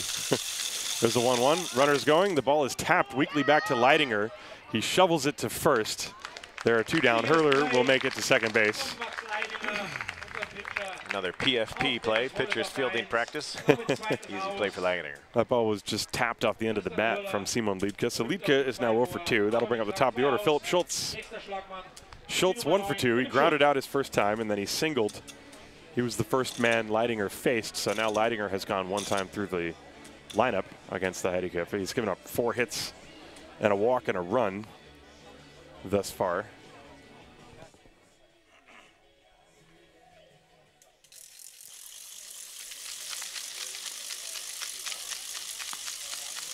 Schultz, a switch hitter from the left side. Tristan Hurler at second base with 2 outs. Leidinger lifts the leg and deals slow curve, and it missed outside, ball 1. We are in the top of the 4th, 2-0 Heideköpfe. Bark at the Park Day. It's always Bark at the Park Day here in Haar. Actually, in Germany, it's just in general Bark at the Park Day. You can bring your dog anywhere around here. We've got a guest with me today. Yep, there's the 1-0. Taken for a ball. Hurler was way off second base, but Pinheiro and Klein paying no mind. 2 balls, no strikes. Thorpe had nobody to throw it to. 2-0 on Philip Schultz. 2-0 Heidenheim. Max Leidinger checks the runner and deals. And now a throw behind the runner at second base, and Hurler gets back. This Almost time, had him. Pinheiro that time running in. That had some zip on it, that throw from Thorpe. The count is 3 balls and no strikes, I believe. Be interesting to have a radar gun on that throw. Yeah, like I said, we just have Tim Cast. I think. What does Tim Cast say? I think Thorpe's fastball to second base was definitely faster than Leidinger's curveball on that one. 3-0 on Schultz. He'll probably be taking here. And he takes ball 4. So 2 on. This ball game sort of inching along. There are 2 outs. That is the 4th walk issued by Disciples pitching. And now you get into the danger part of the order. Jay Pecci. Pecci is 0 for 2, hit 2 ground balls so far. The last one was the beginning of a 1-6-3 double play. I think you know what the Heideköpfe fans want. Hurler is at second, Schultz is at first. And the pitch, that's a strike. Where Pecci really doing like almost a softball windup with his preparation for the incoming pitch. 1 strike on Jay Pecci. There's 0-1. That's outside. 1 ball, 1 strike. Overthrowing just a little bit, trying to get it up and out.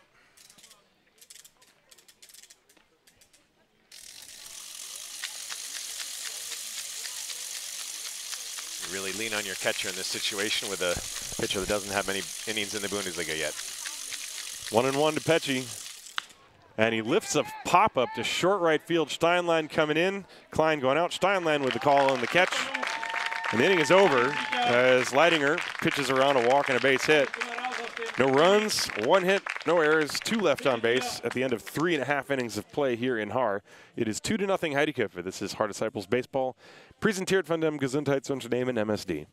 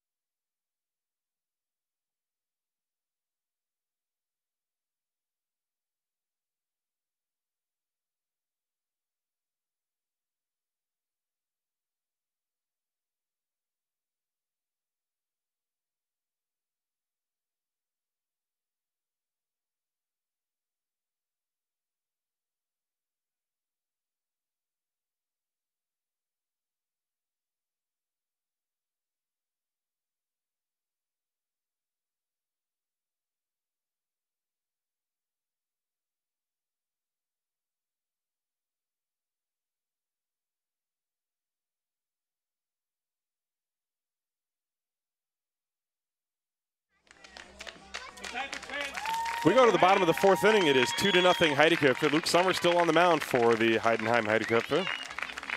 And through 3 innings, he has allowed 4 hits, struck out 4, and walked 1. And he will face 5, 6, and 7. Richard Klein, Miguel Pinheiro, and Ruben Manriquez in the Haar Disciples batting order. Klein, his first time, grounded to third. It was a nice play by Jay Pecci. And he shows bunt, pulls it back. The pitch is a ball, low and outside. 1 ball, no strikes. Pecci again in on the grass at third. Shortstop Nilsson is way back. Liedke at second is also back. Outfield is actually swung more towards right. And Klein ropes one to left field. And Hurler lost the ball. It gets past him and goes to the wall. Klein digging for 2. He will be there. But Hurler looked like a deer in headlights for a moment with that ball coming right at him. He back-pedaled a few times, and then he turned his body and ran towards the warning track and reached out with his glove and missed the ball. So we'll see if that's going to be a double or an error. Klein hit it hard. And so Miguel Pinheiro will come up to the plate. The Disciples need to take advantage of this. Get back in the game here. It's only 2-0. Don't have to get back in it. But a good way to get on the scoreboard here. Miguel Pinheiro at the plate. You think he'll be bunting here, possibly? I mean, I think he will be, but I don't think he should be. You're trailing. You need base runners. You're not planning to make it a 2-1 game. You're trying to tie the game or take the lead. Well, he may have been giving him a strike to hit, and that might have been it. Philip Howard giving some signs down at third base in the box. Last weekend against Stuttgart, we saw both teams, it was just like automatic bunt. It was as if we were in 1940. Even trailing by several runs, they were still bunting, playing for 1 run. There's a ground ball pulled foul, strike 2. And to his credit, he's not bunting right now. Miggy, I mean, he's hit the ball pretty hard. He flied out to right field his last time.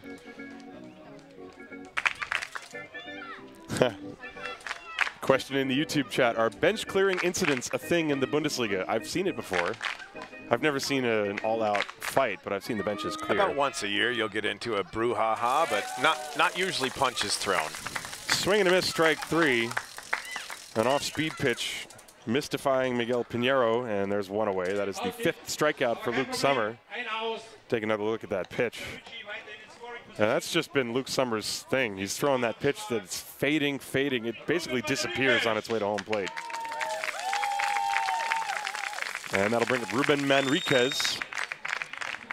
Good spot for a base hit here for Ruben. Not going to run, waiting on second base. That hit by Klein was ruled a double, by the way, but I'm sure if you asked Tristan Hurler, he would say he should have caught that ball. Manriquez the tying run at the plate. And the pitch is high and outside, ball 1. 1 ball, no strikes. Ruben singled his first time and was stranded at third. The Disciples got 3 consecutive 2-out singles and no runs in the second inning against Luke Sommer. The 1-0 pitch. Outside, 2-0 on Manriquez. Sommer now takes a little walk behind the mound to recompose himself. He's up to 52 pitches, which for him might be a lot because he hasn't been on the mound a whole lot the last couple of years. 2 balls, no strikes. Sommer comes set on Manriquez with Klein off second base. There's 1 out. The pitch popped foul off the end of the bat. Out of play, 1 ball, or 1 strike rather. 2 balls and 1 strike. That looked down and out, but Ruben being aggressive on a 2-0 count. Yeah, he was looking for something to hit the other way, try to drive home a run. He wants a base hit here, no doubt. 2 balls, 1 strike to count on Manriquez. And Sommer steps off. It's the first time I've seen that from Luke. And he comes set. It'll be a 2-1. Check on the runner. The pitch just missed inside, then count 3-1. Manriquez again looking out over the outer part of the plate on that pitch. He wants to get those powerful arms extended. If he gets a hold of one, he can take it out. Yeah, he homered last year. 3-1. A week or 2 ago, right? Last weekend. Klein was dancing a little bit too much, but there was no one for Sommer to throw the ball to, so it's basically a do-over. Klein off second base, 1 out, 3 balls and a strike. 2-0 Heidenheim in the bottom of the 4th inning. Popped up and foul out of play, and the count is now full to Manriquez. 3-2.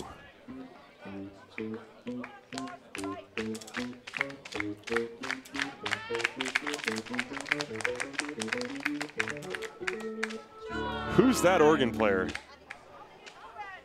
It's not you. It is me. Just not live. Here's the 3-2 pitch. Swing and a miss. He got him. Went upstairs. And again, the off-speed pitch. A little bit of a break, yeah. Yeah, Manriquez expanding the zone, and now 2 down for Dennis Wallace. Take another look at that pitch on the replay. Dennis Wallace. It's a protective swing by Ruben. Just got fooled a little bit. Oh, Summer's been around a long time, too. Yeah, this ain't his first time around. And the pitch to Wallace, curve, and that is a strike right on the outside corner. Boy, Summer is just throwing nothing but, he's basically throwing everything except the kitchen sink. So Dennis Wallace actually does have 8 RBIs, so he's been doing a little bit better over the last month. He really has picked it up the last couple of games for sure. 0-1, swing and a miss 0-2. Good cut.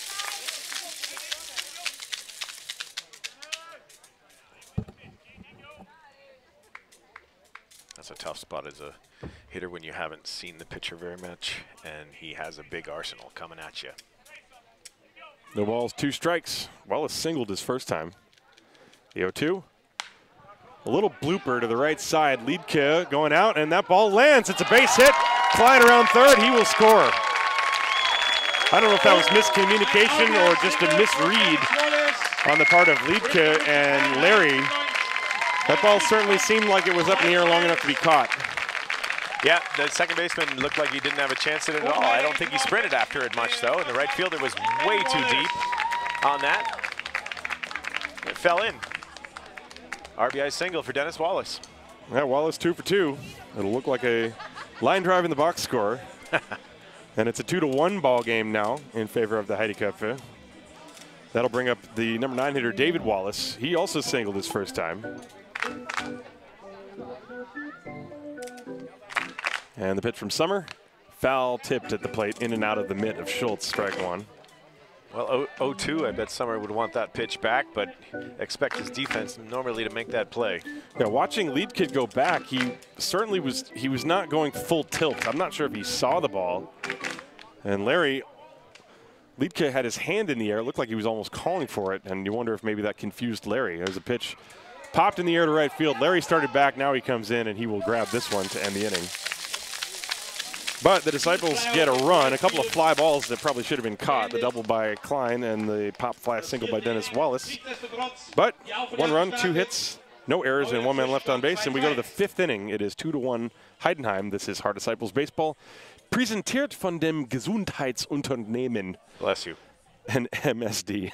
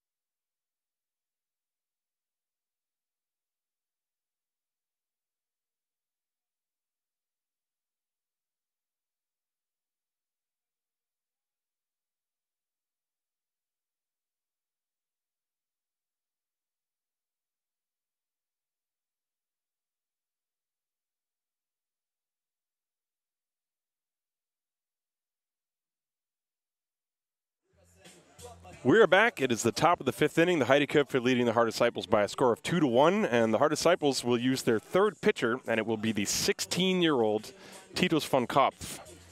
As von Kopf is going to turn 17 in August. He was born in 2001. Tim, what were you doing in 2001? I was playing baseball somewhere, probably in Connecticut.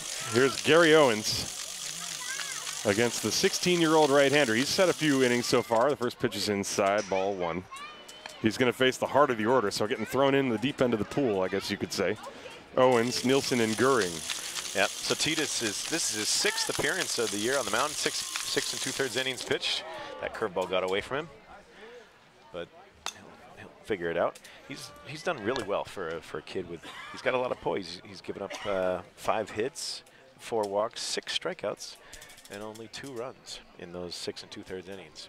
So bright future for him. This is a big test for him against one of the best hitters in the league. Now he's behind 3-0 as the pitch misses upstairs. He's been playing a lot of ball this year. He's on the 18 and under team. He's on the academy team, and I believe he also plays on the second and third teams when he can, when they don't have games on the same day. Well, he issues a 4-pitch walk. Yep. Owens taking all the way, and so he will take first base. But yeah, it's all about getting reps, right? He could have a little bit more nerves here, so Will Thorpe going to the mound, talking to him for a minute. This is, like I said, I think he's also pitched against Saar-Louis, and he pitched against Regensburg, I believe. Mm-hmm. And he was on the mound when Siegler got that line drive that he turned into a double play, 5 unassisted. It was a hard hit ball up the bat of Alex Schmidt, I believe. Well, when you and I were 16, we were playing. I was playing, American Legion ball. That's what I was doing. He really developed physically when he went away to the Paderborn Academy and came back a year a lot bigger and stronger. Mitch Nilsson, speaking of big and strong, is at the plate. That pitch is way high and outside. Of course, the real task here is just to throw strikes. I don't think the Disciples really care, actually, how much damage he gives up, as long as it's not via walks. But so far, he has not thrown a strike. He's behind 1-0 on Nilsson. It's only a 2-1 ball game. The pitch. There you go. Yeah, that one's in there for a strike. It's the, when you look at the scoreboard, it looks like the Disciples are really playing for Saturday's game right now. That's what it appears to me to be. I mean, Max threw a couple good innings there, and I think they had that budgeted in their game plan. 1-1. There's a throw to first, and Owens was actually in mid-step towards second base, and he had to do a little dance move to get back to first base. And this may be Titus's game, but if this game stays close, you never know what can happen in baseball. You've still got the top relievers. You got Steinlein and Thomas. But they don't want to use those guys if they don't have to. There's another throw to first base. But like you said, you wouldn't normally start emptying the bullpen in the 4th inning when it's only a 2-1 game, unless you're thinking ahead to the next weekend. 1-1 on Mitch Nilsson. There goes Owens. The pitch is high. Thorpe's throw to second base is not in time. Scooped by Pinheiro. It was to the third base side of second, and Owens had a pretty darn good jump, I would say. So for those of you watching in the U.S. or Australia, this name might be familiar. I believe, is he the brother or the nephew of nephew of Dave Nilsson? Dave Nilsson was the catcher on the Brewers. Yep. Perhaps the late 1980s. 1990s. And 90s, yep. So Mitch has a pretty strong bat. Yeah, 2-1 the count to him. He's the son of Gary Nilsson, who's also a big name in Australian baseball. And I know his mom's watching right now. There's a swing and a pop-up behind the plate. It's going to stay in play. Thorpe throws the mask away and catches the ball. Gary Owens goes nowhere. Big out for Titus von Kopp. It's got to give him some confidence out there to retire one of their best hitters. Let's see if he can settle down and get another out here. Speaking of best hitters. There's a whole bunch of best hitters in this lineup. Simon Gühring leading the Bundesliga in hitting. It's like, what, near 600, his batting average. I saw that earlier. Well, they've got several guys. Simon is 1 for 1. He doubled to drive home a run, and then he walked, so he's been on base. He's hitting .543 coming into the game. Glazer was hitting .556, but only in limited appearances. Klein running in behind Owens at second base, and von Kopp stepped off. There's one out in the inning. 16-year-old against the soon-to-be 35-year-old. Gühring, a perennial player on the German national team, hits in the middle of the lineup. having a great year at the plate this year, not catching today. Owens getting a huge lead off second base. The curveball is high, and Thorpe's going to go out and have a chat with his young pitcher. You know, Thorpe is a great guy. He's he's active with the Disciples Academy, and he's also, especially here in this role, dealing with a young pitcher. It's kind of a teacher role in some ways. And Will is a teacher at the Disciples Baseball Academy, so he's out there every day with these young guys. He's just giving them some encouragement in that. That was a real quick pat on the butt out there, saying, "Come on, you can do this." 1-0 on Simon Gühring. And the pitch.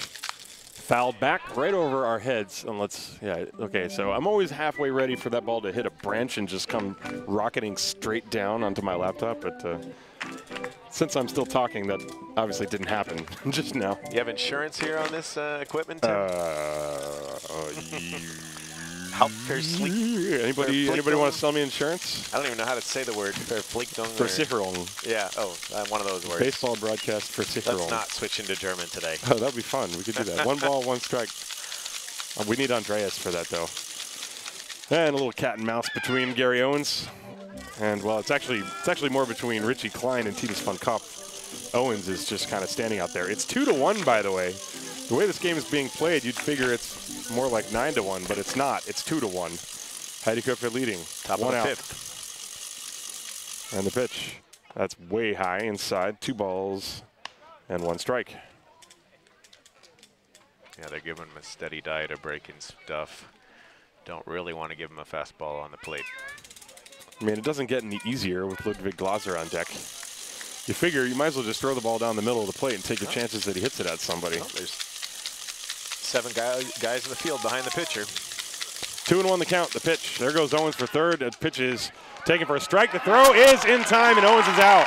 That was a great receive by Ruben Manriquez. He had to he was handcuffed by the throw almost. That throw was kind of on the other side of the bag in foul territory. He caught it, flip tag, snap tagged him really quick. Let's watch the replay. Yeah, take a look at this. The pitch was called a strike, so the count is 2 balls and 2 strikes.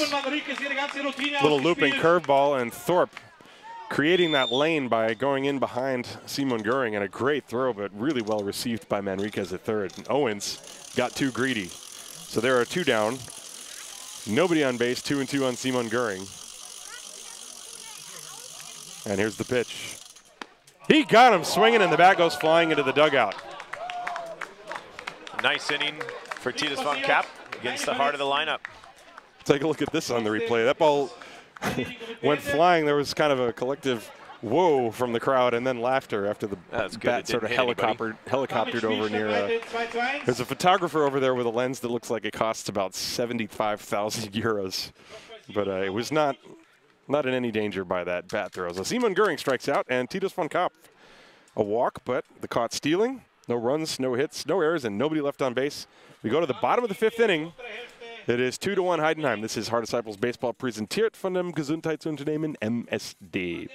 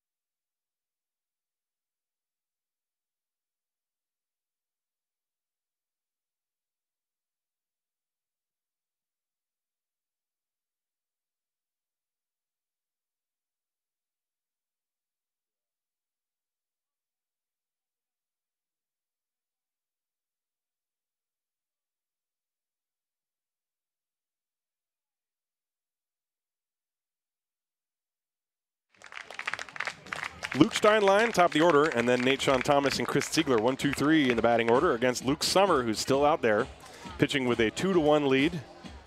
He has scattered 6 hits, and the pitch is low. Sommer was in the Dodgers organization, right? Cubs.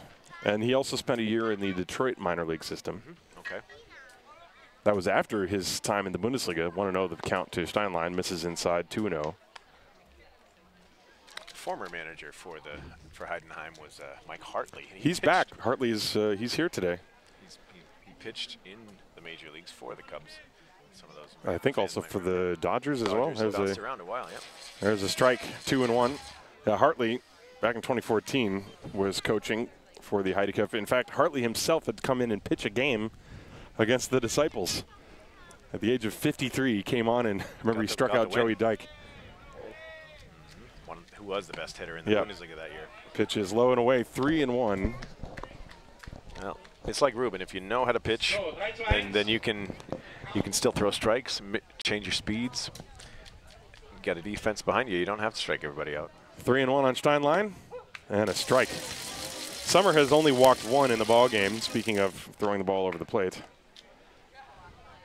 always a tough customer, even when he's been in quasi-retirement for a couple of years. Some people just wake up in the morning able to do it. Here's the pitch. Big chopper over the mound, up the middle, and into center field, a base hit for Steinlein. He's got 2 hits in 3 at-bats. And there's the tying run for the Disciples. Let's see if they can bring him around. It's only a 2-1 ball game, folks. Yep. Like good leadoff hitter, hits it right up the middle. Luke's the Energizer Bunny. Once he gets on the bases, he can motor around. No, he was caught stealing in the first inning, however. Yep. And so we'll see what happens here. Nate-Sean Thomas has struck out twice against Luke Sommer. And the pitch. And it's a curveball strike. That is the same exact pitch that Sommer has thrown on all 3 first pitches to Nate-Sean Thomas. There you see Gary Owens creeping over into left center field, popping into the center field camera view. Steinlein at first, nobody out. 1 strike on Thomas, and the pitch, that's high and outside, 1 ball and 1 strike. I'd say he's throwing high 80s probably right now. I mean, you would kind of figure that maybe as he loosens up, he might start throwing harder. I don't know what his maximum was in the minors or how his arm's feeling, but he's looking good out there today with a bunch of pitches. And then he comes back with an off-speed pitch like that, and that's really what he's been using to tantalize the hitters all day. It's just been swing and a miss. I haven't been counting swings and misses, but there have been at least 10 on that off-speed pitch down and in. At least that's my guess. Well, they haven't seen a lot of lefties this year. Not to mention quality lefty like this. There's a breaking ball outside. 2-2. I think the only other lefty in the Bundesliga that I can think of that the Disciples have faced is Artur Strauke from Mannheim. And he's a reliever, so they only faced him, for a couple innings. And he was quite wild that game. But he also throws very hard. 2-2 in the dirt, taken by Thomas. This time, at least, he didn't chase that off-speed pitch. Change up, down in the dirt. If I had to guess, I would guess that Sommer's throwing about 50% change-ups, or off-speed, rather. 3-2, will Steinlein go? And Sommer decides to check on him.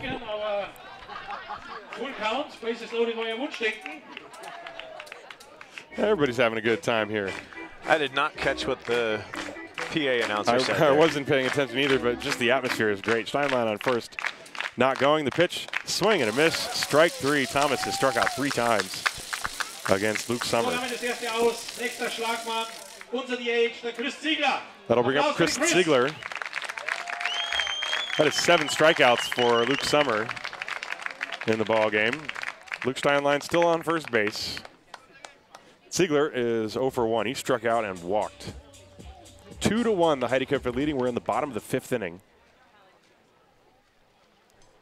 And the pitch. He pops it up into shallow left center field. Tristan Hurler drifts over and makes the catch. 1 pitch, and Ziegler is retired. And that will bring up William Thorpe. Ziegler's shaking his head, just didn't hit that one square on the bat. Und der Serve hat es beim letzten Jumped Mal on the first pitch, looking to do some damage, but now it's up to Will Thorpe, with 2 outs here. Yeah, Will has flied to right field both times. He's, at least in his 2 at-bats, he looks like he's been taking the approach of trying to attack the off-speed pitches away from the left-hander Summer.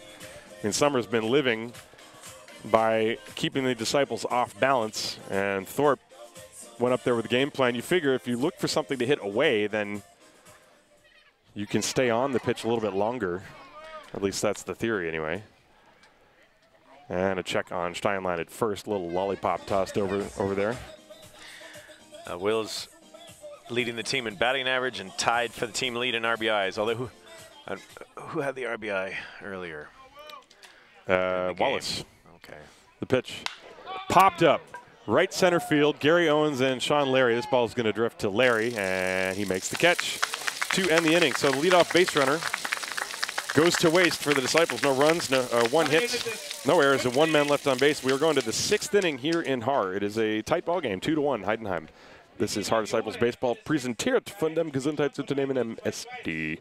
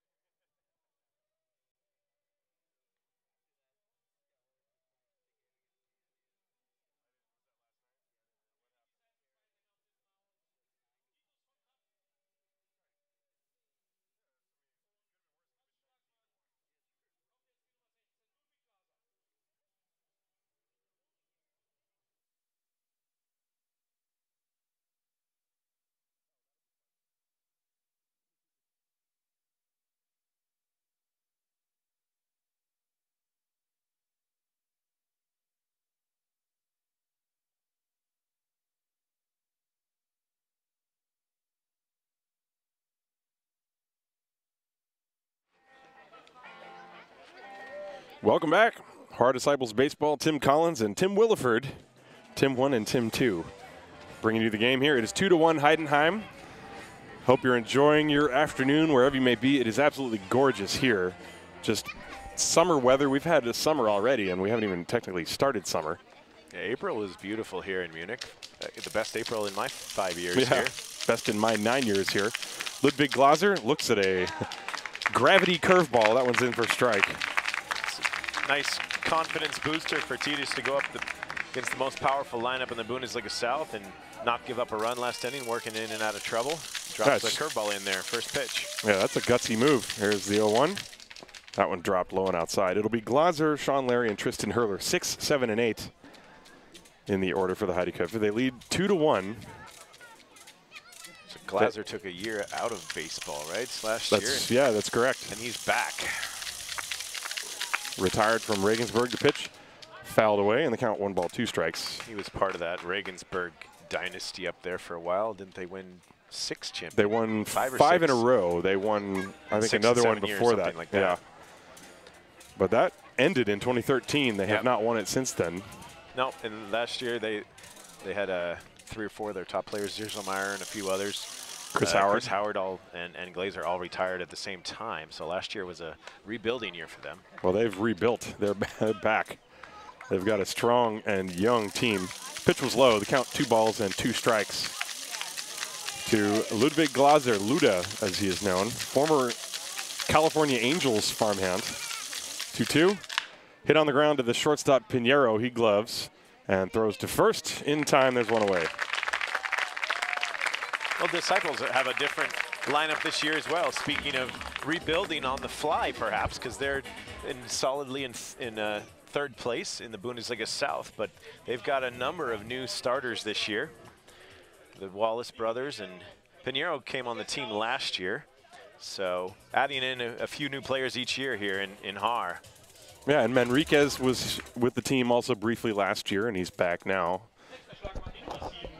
Sean Larry will step up. Larry is 0 for 2, struck out and flied to right field. He just missed one his last time.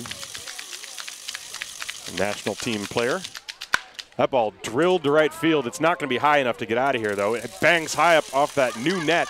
Larry rounding first, heading for second base. The throw, not in time. He slides in. I think 3 weeks ago that ball's gone, but they've installed a higher fence, and that ball banged off of it for a double. That ball was on a line. That would have been out if there was a regular fence. Yep. But bounced pretty high off the fence. Let's see where that lands on the replay. Well, you can't see it, but you do see on the replay that there's a lighter net across the top of the net that was already existing. That's been put in place. That was put there about 3 weeks ago, I believe. Oh, that's Office Park out there. Yep. Oh, they're giving him a home run, Tim. Okay. I have no idea how that happened. It looked like it hit the fence. I mean, it clearly hit the fence, didn't it? Unless it's above that line. If that's the new rule for the umpires, we're going to have to get clarification on that. We got to. I mean, I had asked, okay, so I guess it's gone. No argument from the Disciples.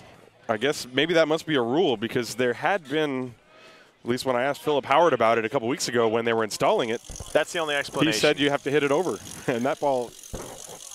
I believe that was above that didn't line go over. With the new fence. I mean, they played it back into the infield, so it obviously did not. Yeah, so that must be it. You want to start the home run call over? Because that'll be strange on the replays. Yeah, whatever. The pitch is low and inside, 1 ball, no strikes. So Sean Larry with a home run. That is his 5th home run of the year. Yeah, I guess I totally blew the call because I said it's not going to be a home run. Well, that got out there in a hurry. There's a fly ball hit off the end of the bat to shallow right field. Steinlein coming in, and he makes the catch. 2 down. And, you know, for Von Kopf, a 16-year-old giving up a bomb to a national team player, and he still comes out throwing strikes to the next hitter, so that's still a positive. And this is it's still a 3-1 ball game, so anybody's game here. I was just thinking that to come back and go right at the next hitter. Didn't rattle him at all. You know, giving up a base hit's a base hit. Nobody on base, that's just a solo home run. Simon Liedke, the hitter. And he hits a ground ball slowly to the shortstop Pinheiro, who charges and gloves and throws on the run. Gets his man at first base, close play. So the home run, but otherwise a quick inning. 1 run, 1 hit, no errors, nobody left on base. At the end of 5.5, it is 3-1 Heidenheim. This is Haar Disciples Baseball präsentiert von dem Gesundheitsunternehmen MSD.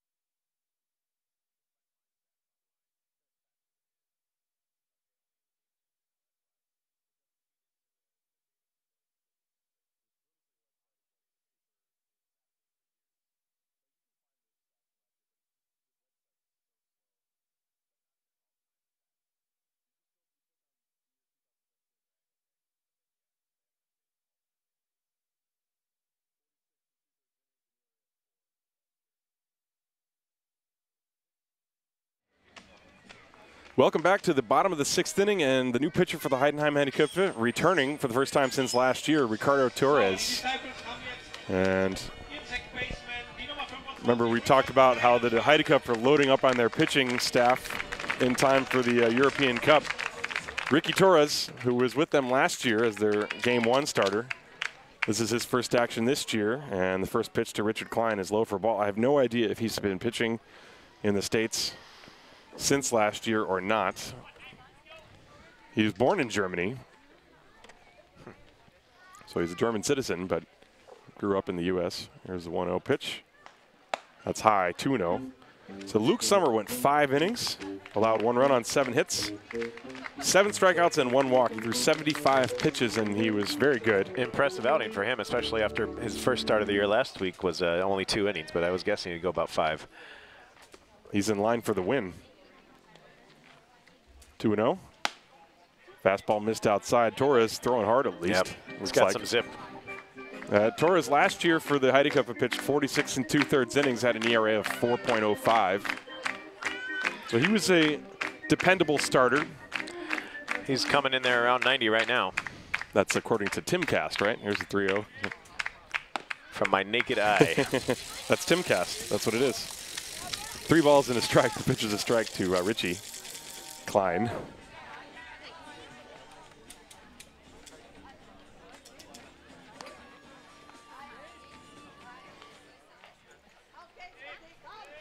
Three and 1, here it comes. High ball 4. The Disciples have a leadoff base runner.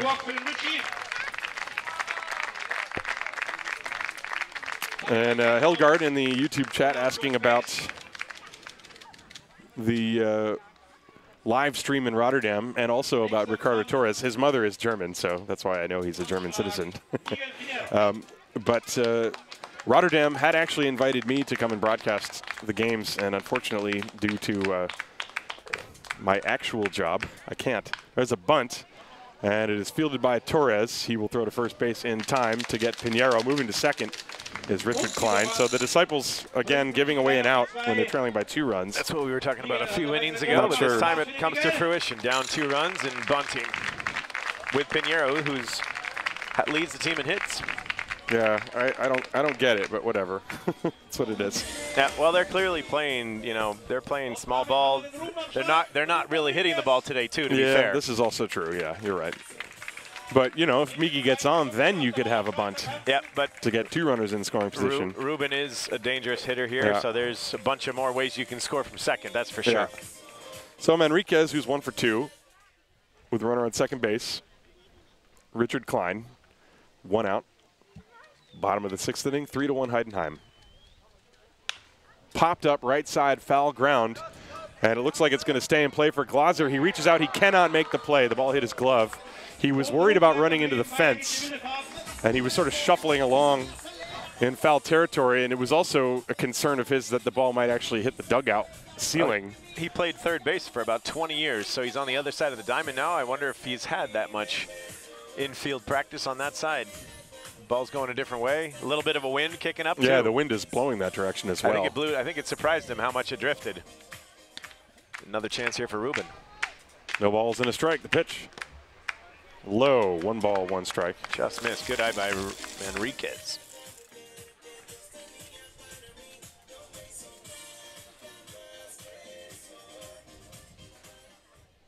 Ricardo Torres, his father is from Puerto Rico. His mother is from Germany. Moved to the U.S. when he was 2 years of age. Grew up in California. And the pitch. Fouled away off to the right again. He played college baseball in San Francisco. There's a big San Francisco connection on the Heideköpfe. Jay Pecci also played over there. Luke Summers from the Northwest. Holy Names University. I have not heard of that. He was born in Miltenberg, Germany. Have not heard of that either. But Tim has all the information at his fingertips. Let's see if Ruben can extend his fingertips and smack this in the outfield. He takes a pitch low. Good fastball, though. That one coming in there. According to Timcast at fast. That's the official radar gun reading. Our radar gun doesn't actually have numbers. It has a green light, a red light, and a yellow light. That's what it's got. 2 balls and 2 strikes with 1 out. Klein off second base. Manriquez the tying run. The pitch, slow chopper left side. That ball is hugging the line and it trickles foul, grabbed by Pecci. So Manriquez will come back. I think the Disciples, they're happy that Summers out of there because he had 7 strikeouts in 5 innings. They get a new look here at a right-handed pitcher, which is what they're actually more used to.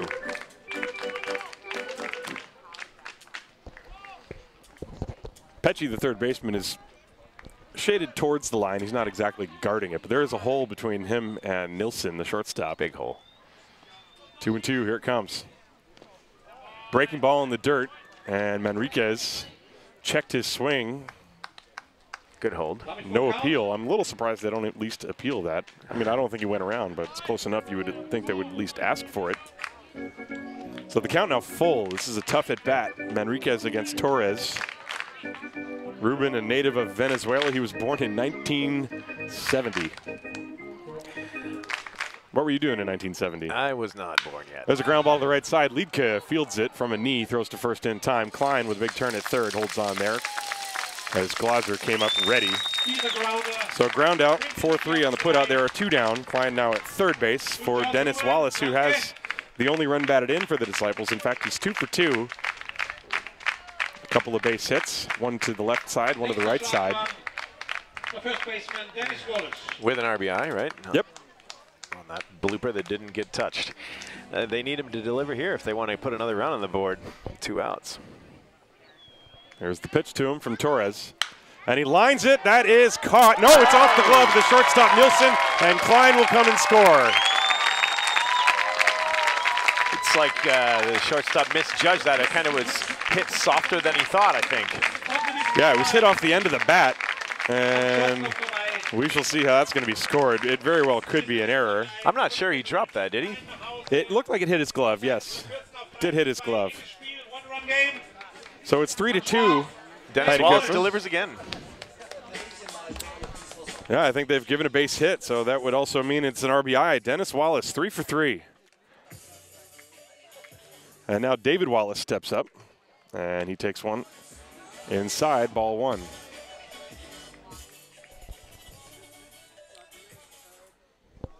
Well, Dennis Wallace, the tying run, he's on first base, being held on by Ludwig Glaser. 3-2, the Heideköpfe leading the Haar Disciples. Ricky Torres comes sit. And the pitch to David Wallace. That's a fastball in there for a strike, 1-1. Wallace, David, that is 1 for 2. So the Wallaces are 3 for 4 in this game. Excuse me, 4 for 5.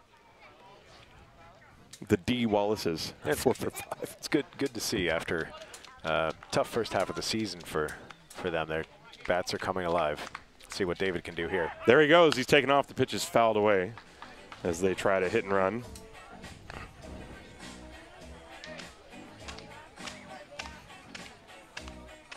So the count 1-2 on David Wallace. There are 2 outs. They tried the hit and run with 2 strikes. Probably not going to do that again. It's a little surprising because Dennis Wallace does not have a lot of speed out there, but they wanted to get him going and see what happens. Torres comes set. There's the pitch. He's not going. Swing and a miss on a breaking ball in the dirt. Good block by Philip Schultz, and he tosses to first in time. And the inning is over on a strikeout and a 2-3 putout. But the Disciples get a run on a walk and a base hit. 1 run, 1 hit, no errors, and 1 man left on base. At the end of 6 complete, it is 3-2 Heidenheim. This is Haar Disciples Baseball, präsentiert von dem Gesundheitsunternehmen MSD.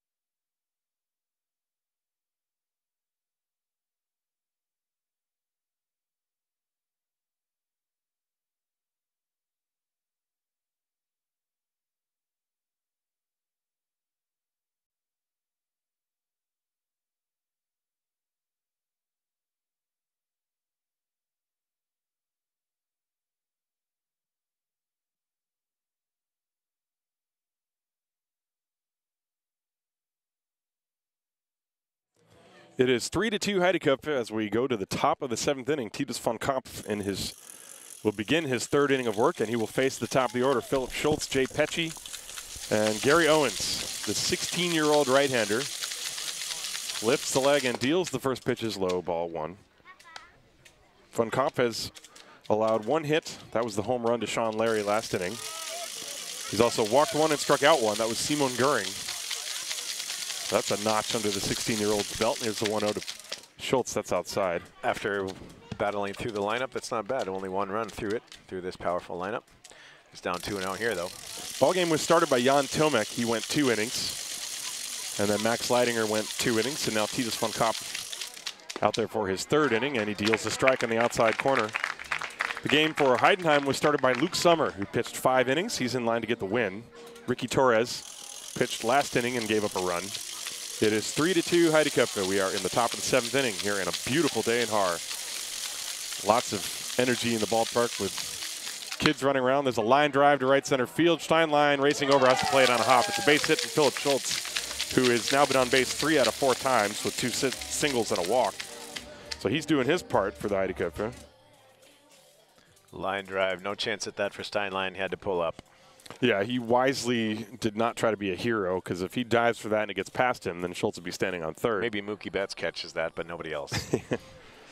Yeah, but you realize we're starting to see, even in the major leagues now, outfielders have been coached and told not to go running into walls, not to go for the superhero catch. You have to remember the situation of the game, and here we got a 1-run game. If he lets that ball drop, at least then you still have the double play in order. And even in the major leagues, you're starting to see outfielders, decide to play it more conservatively. As Jay Pecci steps up, there's a check on the runner at first, and he's back, Philip Schultz. Schultz will definitely try to steal bases. He is 6 for 9 in the stolen base department. He's not going. The pitch is a curve outside to Pecci. 1 ball, no strikes. Now they're testing Thorpe, but he's showed him a great arm today. He threw out the runner at 3rd on a very slow curveball. Yeah, and that was Gary Owens. It was not exactly a new baseball player, base stealer. Very experienced base runner. There's a check on Schultz. He dives back. He's got a pretty decent lead over there. Titus keeping an eye on him. So who else do the Disciples have in the bullpen? Do they have Kevin Treasel on the roster today? I did not see him today, no. The pitch just missed inside. 2 balls, no strikes. Yeah, so you figure Titus von Kopf, you think they're hoping he can get them through this inning, and then maybe they would turn it over to Steinlein or Nate Thomas. Do they have Marcus Zerolf in the bullpen today? I have not seen him either, but I'm not sure if their second team's playing or not, but this is Titus's game right now. Yep. He's battling. 2-0. That's a strike at the knees, 2-1. The 16-year-old against the 41-year-old. I came in the 2nd or 3rd inning, so I don't have all the insights into I didn't see in the dugout yet today. 2-1. They called a balk. Yep, they did. Not really sure what that was. Here comes Philip Howard. Let's take a look at the replay. He turned his body twice. That shouldn't matter. And then he came set. He stops. And you see maybe he kind of leaned or something. I'm not sure. He stepped off after the balk call. I think he was just shaking and leaning over. And is that Dan DeBacco calling him? Philip Howard is out there having a discussion with him. Well, that puts the runner at 2nd base, Philip Schultz, on the balk. I didn't see that. If you haven't come set yet, you can look over to first as much as you want like that until you come set.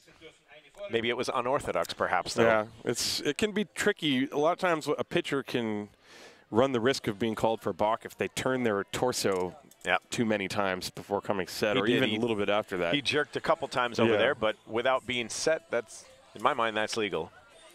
Well, Jan Tomek was called for 2 balks in last weekend's game. And so we should have our head of the Bundesliga South officiating is Mark Major. Yeah, he's right next to us. Well, he was. Where did he go? I was looking for him. 2-1 on Pecci with the runner at 2nd base and nobody out. And the pitch. Pesci lays down a bunt, fielded by Von Kopf. He's going to wisely throw to first and get the out. And moving to third is Schultz. Nice bunt, but a very good play. Hop off the mound by young Von Kopf. But dangerous spot here now. 1 out, runner on third, and Gary Owens at the plate. Yeah, the infield, well, Manriquez is in. I think the infield is going to play back. They would rather just get Gary Owens out on a ground ball if possible. Now they're yelling. It looks like they want to come in. Now they're going to come in, yeah. So yeah, this game's 3-2, so if they can they need to cut that run off. Here. I mean, if you're going to bunt when you're down by 2 runs, you might as well bring the infield in to try to cut off another run, too. You can't do one and not do the other. No, I don't think either one of us would be expecting both teams to bunt today, but they are. Owens is 1 for 2 with a single and a walk. And the pitch. That's a fastball outside. Gary's got power to all fields. Titus has a little zip on his fastball. It's impressive for a 16-year-old. So let's see. This is a perennial 400 hitter in the Bundesliga. 1-0 on him. Schultz off third. The pitch from Von Kopf. Low, scooped by Thorpe, and they count 2-0. Von Kopf has been walking a tightrope, that's for sure. He's been falling behind hitters. Remember, he threw 6 consecutive pitches out of the zone as he came in, but he managed to get through the 5th inning. Gave up the home run last inning. He's just leaning in and trusting Will Thorpe here, throwing whatever he calls. And there's a fake towards third as Schultz has to scamper back. The pitch is high, 3-0 on Gary Owens. Well, at some point, you got to face one of the hitters. You can't just pitch around everybody. 3 balls and no strikes. Owens looks like he's taking. And he takes a strike. Took a little bit of steam off that one just to put it in there, but a good location down and outside in the corner. That just shows you what kind of a mental aspect there is to pitching. It's hard to throw a strike except on a 3-0 count for some reason. You can't aim the ball. That's the hard thing. You just got to throw it. Here's the 3-1. High, and that's ball 4. So first and third. That one nowhere close. That's the second walk. He rushed that one a little bit. His mechanics are a little bit off sometimes. And here comes Philip Howard, and he's going to talk to the home plate umpire. That leads me to believe we're going to see Luke Steinlein or Nate Thomas. It's going to be some sort of a double switch here. So I think we're going to have a pitching change. Titus Von Kopf. And it's going to be Nate Sean Thomas who's going to come on and pitch. So we'll take a short break. The runners are on first and third with 1 out in the inning. Heideköpfe leading by a score of 3-2. We're in the top of the 7th inning. This is Haar Disciples Baseball. Präsentiert von dem Gesundheitsunternehmen MSD. As Titus Von Kopf gets a nice round of applause.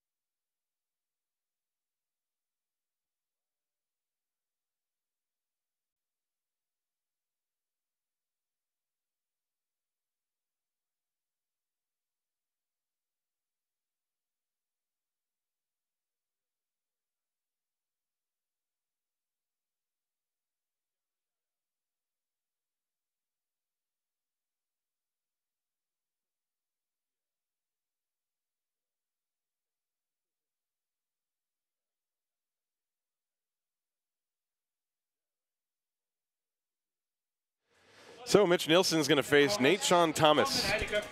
So Thomas comes out of center field. Chris Ziegler, the DH, now goes to play first. Dennis Wallace moves to right, and Luke Steinlein moves to center. And Mitch Nilsson with runners on first and third. Gary Owens is at first. Philip Schultz is at third.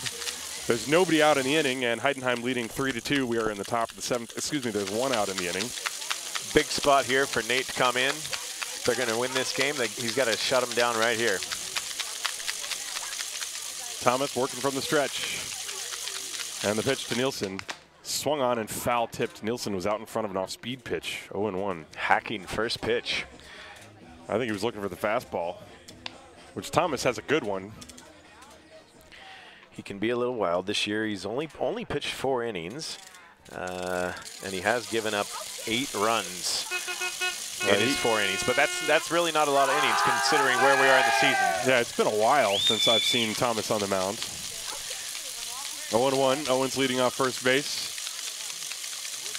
And the pitch. Fastball is high. That one had some zip on it, though. Yeah, he does. He's throwing hard. Coming in out of center field. Yeah, that's really difficult to do. He's been bouncing between shortstop and center field back and forth this year. 1-1. Long hold. Here's the pitch. Outside. 2-1.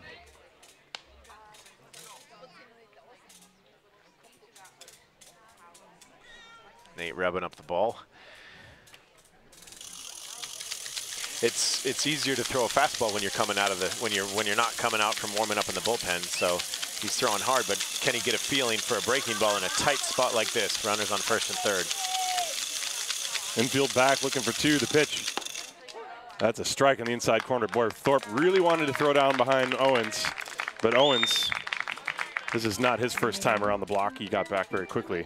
Nate pounded him in on that pitch. He's looking good right now. That was a good pitch. 2-2 count here. It was all set up by the first pitch, which was off speed. And you throw it once for a strike, and that puts it in the hitter's mind. And that can be as effective as throwing it. I know I've been a starter most of when I was pitching, so it's really difficult to come out with only 8 pitches to warm up when you're coming in from the outfield straight into the game. 2 balls and 2 strikes. Here's the pitch. Inside, and Nilsson having to do a little dance to get out of the way. Full count. There's 1 out. You've got Simon Gühring on deck. Looked like a cutter, busting him in. Had some little movement on it. Big pitch here. 3-2. Will Owens be going? He's got a short lead. He's going. The pitch is fouled back. And Owens actually started before Thomas released the ball. He tried to time how long it was going to take. And he took 1 or 2 steps and then was like, whoops. Because Thomas had still been holding the ball. Yeah, he could have picked him, but could have. Maybe he should this time. Because you know he's probably going again. Well, that's why Thomas is, varying the time that he holds the ball between pitches. It annoys fans, but in a situation like this, it's very strategic. Nate takes a deep breath out there, gets ready for the payoff pitch. 3-2. Owens leading off first base. Thomas is ready. The pitch. Slow chopper, foul. And Helgard, yes, I do see your comments in the chat about the CEB Cup. I think Germany only has 1 spot. They lost a spot last year, so it's only Heidenheim going to the Champions League of baseball. Bonn is not going. Because Mainz, last year it was Mainz and Heidenheim. Excuse me, it was Mainz and Reagan. No, wait, I'm completely. 3-2 count again here. There goes the runner. The pitch is taken, ball 4. The throw to second base is meaningless. Will's questioning that call by the ump. But they would have had him, too, at second base. Good battle by Nilsson at the plate with a full count. Wow. You can just see it's missed. Yeah, but it was clearly a ball. Yep. So the bases are loaded for Simon Gühring. Words that Haar Disciples fans do not want to hear. A single and 2 walks. The 2 base runners on second and third are the responsibility of Titus von Kopp. Heidenheim's fans are pretty faithful down here with their rattlers. Biggest attendance I think the Disciples have had this year. They've had a couple good crowds going back the last couple times. So now Thomas will go from the full windup. There's one out. Simon Gühring, who is 1 for 2. And the fastball burns but just misses inside. 1 ball, no strikes. I'll explain more about that CEB Cup and the Champions League Cup. Basically, there's 3 different levels to the Champions League, and Bonn got relegated to the 2nd level. There's the 1-0 pitch to Gühring. Upstairs, that was that curveball. He hasn't thrown one since the first pitch to Nilsson, and that one had no bite. 2-0. Yeah, that's the one that's tough to get a handle on. I'm sure he warmed up in the bullpen before this half inning. But it's still hard to do in the middle of an inning, though. Yeah, I mean, as you know. 2-0 to Gühring. Popped up into short right field, coming on is Wallace. He makes the catch, runners tagging. Here's the throw, and it is over everybody's head, my goodness. And the throw back to the plate. They got him at home plate. My goodness. Dennis Wallace with a cannon, he overshot the catcher, but Nate Thomas backing him up, grabs it and tosses it to Will Thorpe, and he tagged him out at home plate. What a play. It was essentially a cutoff from foul territory up to the left. The play goes 9-1-2. How about that? Look at the replay here. Yeah, I mean, it was a great slide, very close. And Philip Schultz was arguing his case vehemently. He thought he got his hand around the tag from Thorpe. It's like a shovel pass from Thomas to Thorpe. So a double play and the inning is over. How about that? And how about this ball game? It is 3-2, and it's time to stretch here in Haar. The Disciples and the Heidenheim Heideköpfe. Heidenheim leading 3-2. This is Haar Disciples Baseball. Präsentiert von dem Gesundheitsunternehmen MSD. Time to sing, everybody.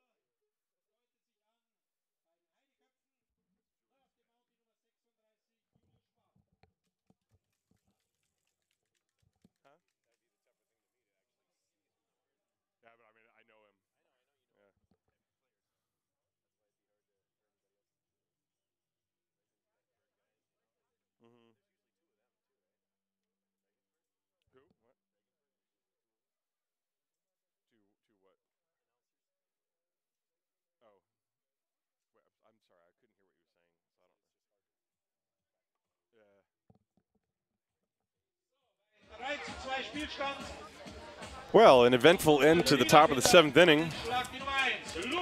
It was not a good throw by Dennis Wallace. It carried all the way, well, it went all the way on the fly to Nate Thomas, who was doing his job and backing up the throw. And he threw it back to Will Thorpe, who tagged out Philip Schultz trying to score. Schultz thought he beat it, but it was a double play to end the inning. And now Julius Spann takes over on the mound for the Heidenheim Heideköpfe. Top of the order, and his first pitch to Luke Steinlein is in for a strike. Spann has 23 innings pitched so far in the season, 27 hits, 6 walks, 26 strikeouts. That's a good ratio, and he's given up only 9 earned runs for a 3.52 ERA. There's the 0-1. That breaking ball is high and outside. So 1 ball, 1 strike. They have pretty decent pitching. They have 4 or 5 guys that have a number of innings, and then you add in Luke Summer on top of that, who just came in, and the new pitcher from last year that just showed up today. Pitch is inside, 2-1, yeah. I think it's safe to say they have the deepest pitching in the Bundesliga as well. Well, Bonn has excellent depth. In the south. In the north. Yeah, you're right. In the south, I mean, Regensburg has a number of young pitchers that are very talented. Paderborn also has quite a number of young pitchers. 2-1 on Steinlein. That's a strike at the knees. Spann only started pitching a couple years ago, and that was at the behest of ex-Haar Disciples coach Don Freeman. Spann was a position player for the Mainz Athletics for years, and then converted to pitching in 2016. 2-2 to Steinlein. Foul tipped, and he struck him out. Got him waving on that one. So Steinlein is now 2 for 4 with 2 singles and 2 strikeouts. What's amazing is Heidenheim has no pitcher with higher than a 3.52 ERA. With this pitcher right here, Julius Spann. Yep. That is amazing that this far into the season. A team ERA of 2.71. Well, they have a record of 18-1 for a reason. So now Jan Tomek, he will get to turn around and bat left-handed, and he was 0 for 3 with 3 strikeouts against Luke Sommer. So let's see what he can do from this side. He straightens up on a breaking pitch inside. 1 ball, no strikes to him. Yeah, I'm sure Thomas is happy to see Sommer out of the game. Not the hat trick you want.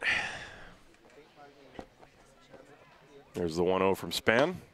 Fastball missed. 2-0. Spann kicking at the dirt a little bit. He's working from the first base side of the rubber, the extreme first base side of the rubber. That was a strange hitch in his motion there. Broken bat, looper into right center field. That is a base hit for Jan Tomek, as he rounds first and holds on as Gary Owens gets the ball back into Simon Liedtke. A 1-out single for the Disciples. You saw that one well, but I don't think he'll be using that bat again. Well, you take it, trade a bat for a hit any day, right? Bats can be pretty expensive over here, actually. Well, that's true, but hits, you know, sometimes hits are if you don't get the hits, you don't have the job in the first place. Well, that was a great job by Nate Thomas coming in first and third, getting out of that situation last inning. Yeah, against Simon Gühring, no less. Yep. So now Chris Ziegler. It is 3-2 Heidenheim. We're in the bottom of the 7th inning. Julius Spann on the mound. Jan Tomek is the tying run. He's at first base. And he's got wheels. Ziegler showing bunt, pulls it back, and the pitch is a strike, 0-1. You wonder if he's doing that on his own. Ziegler, the only guy in the lineup with a batting average over 300. You want him swinging away. I'm sorry. That's what you want. Nate's Ziegler got 8 out of 9 on stolen bases for Nate, but you might see him bunting again. And a quick throw over, and I hit the wrong button, but he got back. Will Thorpe on deck. Yeah, you don't want to give away too many outs, especially with these guys. These are the hitters that are supposed to hit the ball to the further portion of the ballpark. Now, Philip Schultz wants to go out and have a chat with his pitcher. Philip Schultz has had a good game behind the plate, by the way. Heidenheim solid all the way around the field. Yep. Working in and the occasional new player to the team, but perennial powerhouse. This is an error-free game so far. 3-7-0 for the Heideköpfe. 2-9-0 for the Disciples. They're out-hitting the Heideköpfe, but trailing in the run department, of course. Not a lot of walks either. It's been a good game on both sides. Thomas off first. There he goes. The pitch is a pitch out. Here's the throw, and it is wide and kicks away from Liedtke, but not far enough for Thomas to advance. That is a stolen base, and there's your tying run. Good jump by Nate Thomas. Beat the pitch out. The throw sailed on the catcher. Otherwise, it could have been a pretty close play. Yeah, Klaus Ecklich guessed right, and they called for the pitch out. Good throw, maybe would have had him. Thomas with the head first slide. The ball getting past Nilsson and then caroming off of Liedtke, but not very far. So Thomas now in scoring position at second base. There's 1 out. Bottom of the 7th, 3-2 Heidenheim. Ziegler with a chance to tie the ball game. And the pitch in the dirt. Good block by Schultz. 2-1. Thomas was a little slow to get up out there, and then he's shaking it off out there. It's a lot to ask your pitcher to hit is one thing, but head first slide, slamming into the second base dirt. But they need this run. 2-1. And the pitch. A high fly ball to center field. This is sending Owens back. Thomas is going to tag, and Owens makes the catch. Thomas will go to third. Good base running as he read that fly ball off the bat of Ziegler. 2 down, Thomas now at third base. Thomas slid into third base. Now he's hunched over, catching his breath. So now you got Will Thorpe. 2 outs. The tying run 90 feet away. Thorpe is 0 for 3. He's flied to right field 3 times. Coming into the game, he had 15 RBIs in 16 games for the tied to the team lead. So this is a big run with 2 outs on third base. Down 1 run. For this team this year, this is the guy you want at the plate. Yeah, Thorpe has been Mr. Big Stuff so far this year. Julius Spann comes set. Nate Sean Thomas taking his lead off of third, not very big. And the pitch, Thorpe pulls his hands up to bunt again. Maybe trying to catch him by surprise, but sure, but I mean, pulled back. I still just think, you know, you have only so many guys that can drive the ball with authority. Why not let him do it? But I think Thorpe's probably doing that on his own. Yeah, I'm sure. I don't think anybody's calling for that. The defense was playing him straight away, but now the third base is even with the bag. Oh, no, he's backing up again, of course. 1 ball, no strikes. 2 outs. Here it comes. Fastball, high, 2-0. Good zip on that one. Yeah, Julius Spann. Last year he had a little bit of an arm injury. He strained an oblique muscle, I think it was, pretty early in the year, and it kind of stayed with him more or less throughout the better part of the whole season. This year he appears to be healthy. 2-0 the count as Spann straightens up. Thomas the tying run at third. The pitch, breaking ball on 2-0, and he missed 3-0. That's respect. Richard Klein is on deck. You think Thorpe has the green light here? I hope so. I think he does. Yeah, I think he should. He's tying run at third. 2 outs, bottom of the 7th. Spann is set 3-0 the pitch. And he took it. That was a quality pitch, though, at the knees on the outside corner, 3-1. Didn't give in. Didn't throw him a cookie.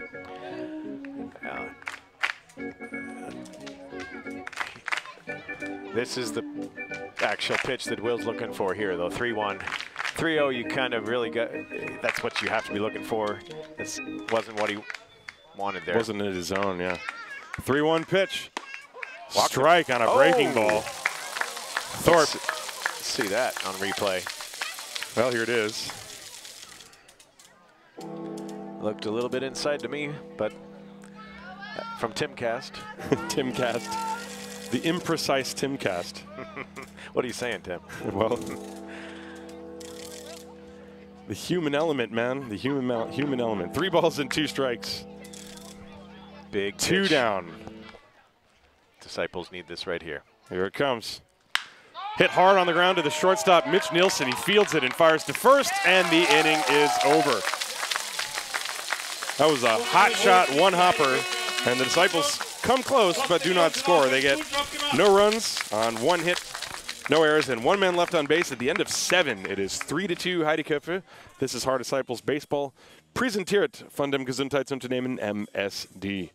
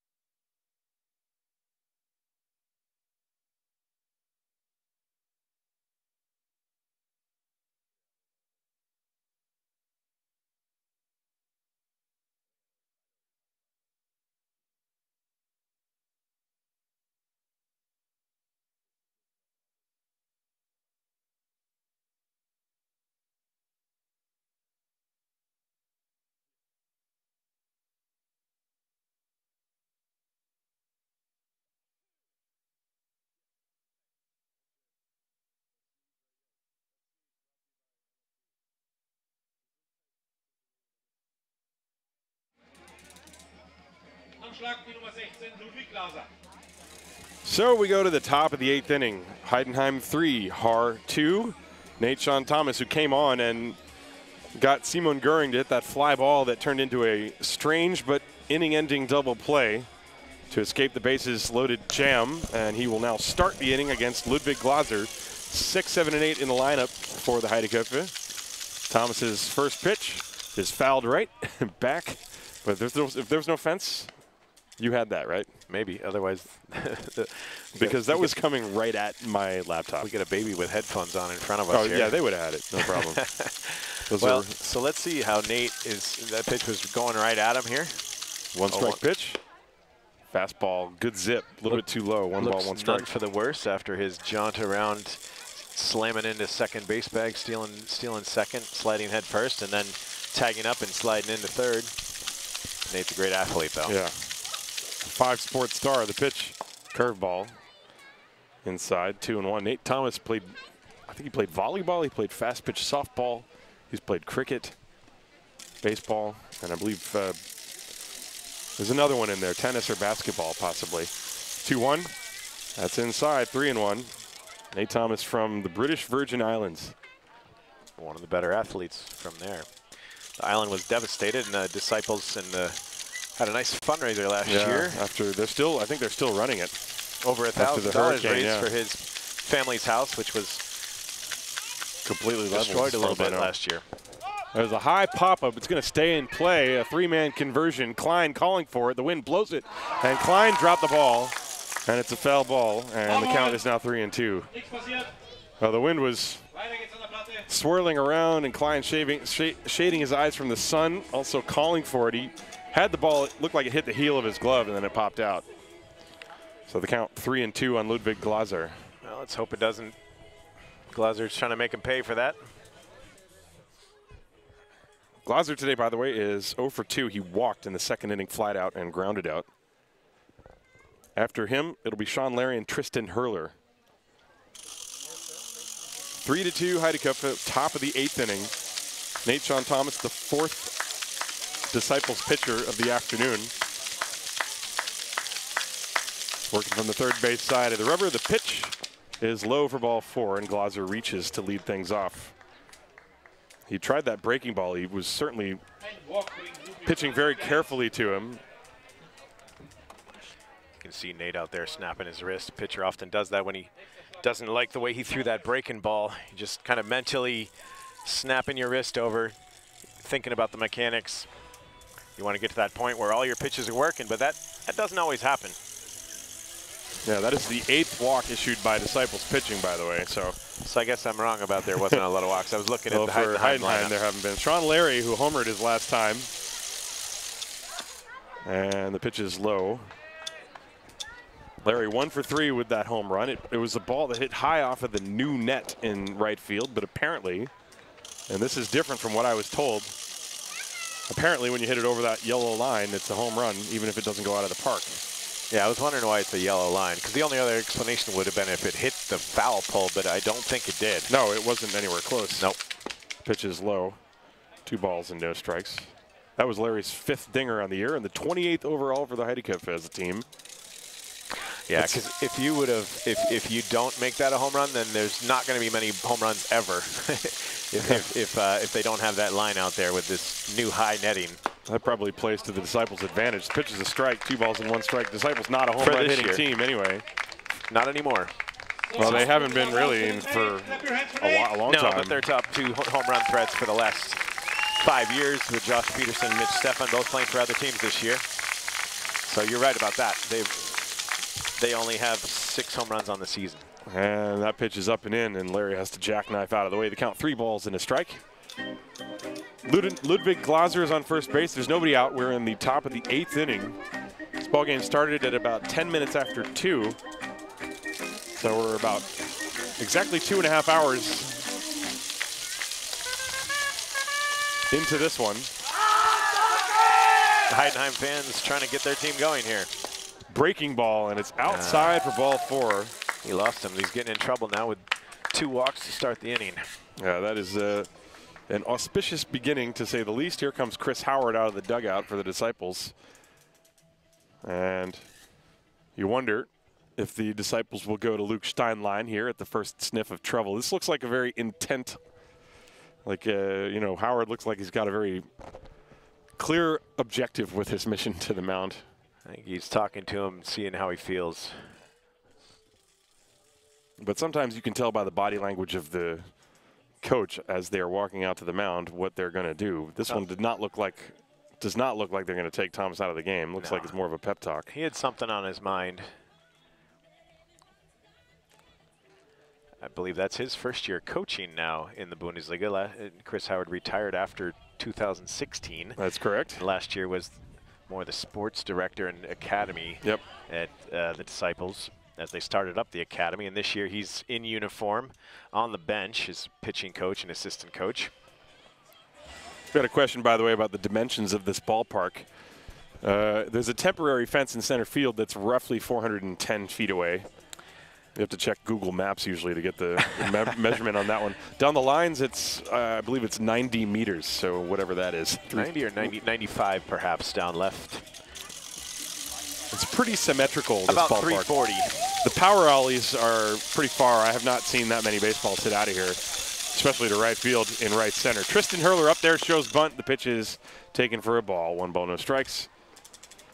They're also setting the defense when he came out there, just confirming Howard is a catcher, and Thorpe he probably relayed the defensive call to him, and Thorpe then signals the infield. Tristan Hurler is 1 for 3 today. Probably going to bunt again. I would not be surprised. He squares. The pitch missed outside, and the count 2-0. That pitch was close, but Nate's having trouble throwing strikes right now. Yeah, 2 walks to start the inning. And a 2-0 count here. Now the Heidenheim fans starting to get edgy again. They might be doing him a favor if they actually bunt into an out here with 2 outs. And the number 9 hitter coming up Two next. on and nobody out. Well, if Thomas can't throw a strike, he's behind 3-0 now. If he can't throw a strike, it won't matter. That's also why they teach you when you're squaring around to bunt, you make sure the pitch is a strike. Don't bunt bad balls. We might see the result here of him stealing second, slamming into the ground hard. He was a little bit slow to get up and was shaking it off, but he's throwing hard. He's just not finding the plate right now. 3-0, that's low. Ball 4. The bases are loaded with nobody out. And that's, I would have to believe, is going to force some sort of activity. Chris Howard is walking along the Disciples dugout, looking out to the bullpen. I think he's trying to get the attention of Luke Steinlein in center field. Yeah, Luke's going to be the next in line. It's telling him to loosen up his arm a little bit. Yeah, you'll sometimes see Steinlein, you know, throwing an air baseball in center field. That's how he warms up. Rotating his arm out there. So the base is loaded, nobody out, and we're going to have a pinch hitter. This is, I believe, Johannes Krumm. So Krumm going to... Well, it's Nate's game right now. They're going to let him face this hitter. So Liedke is being pinch hit for bases loaded. Johannes Krumm has been a decent hitter over the years for the Heideköpfe. A lot of times he's also used as a pitcher. Bases loaded, nobody out. And the first pitch, boy, how about that? After 3 walks, he throws a curveball for a strike on the first pitch. So this is No, Johannes Krumm. Krumm, yeah, Krumm hitting now. Yeah, he's only 2 for 16 on the season. Put in here and the bases loaded. And a curveball, 2 curveballs in for a strike. Sometimes when you can't find the control of the fastball, you throw that curveball and suddenly you find your composure again. You can't really overthrow a curveball. You got to try to really lock down those mechanics. Disciples fans were glad to see that. There's the 0-2. That one is outside. That was another curve, and this time Thomas did in fact overthrow it. I think he yanked it. Yeah, that was more of a hard slider. You could see how it comes out of the hand with an awkward angle. 1-2, bases loaded. Glauser, Larry, and Hurler, the base runners. Nobody out. 3-2 Heidenheim, but they are threatening. The pitch. Low, 2-2 now, as Thomas, who was very quickly ahead 0-2. Will Thorpe smothered that one. Didn't give the ball a chance. Otherwise, they're scoring another run. Good block by Will Thorpe. You got to, as a pitcher, you want to throw anything up there and trust that your catcher is going to block it. Glaser at third, Larry at second, Hurler at first. 2 balls, 2 strikes to count on Johannes Krum. There's nobody out. The pitch fouled away, and we'll do it again. Krum protecting the plate.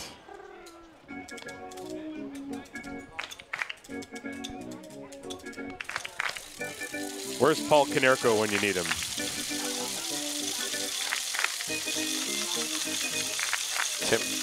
Tim referencing a fan in front of us that has a Konerko jersey. The 2-2 pitch. It hit him, and a bases loaded hit by pitch. And it is 4-2 Heidenheim. And Nate Thomas, 3 walks and hit by pitch. You got to figure, can't stick with him too much longer. He overthrew that one. He was trying to strike him out. Can't blame him for giving it all on that pitch, but it got away from him, up and in, hit him right on the shoulder. Forced in a run. No movement from the Disciples dugout. Top of the order now.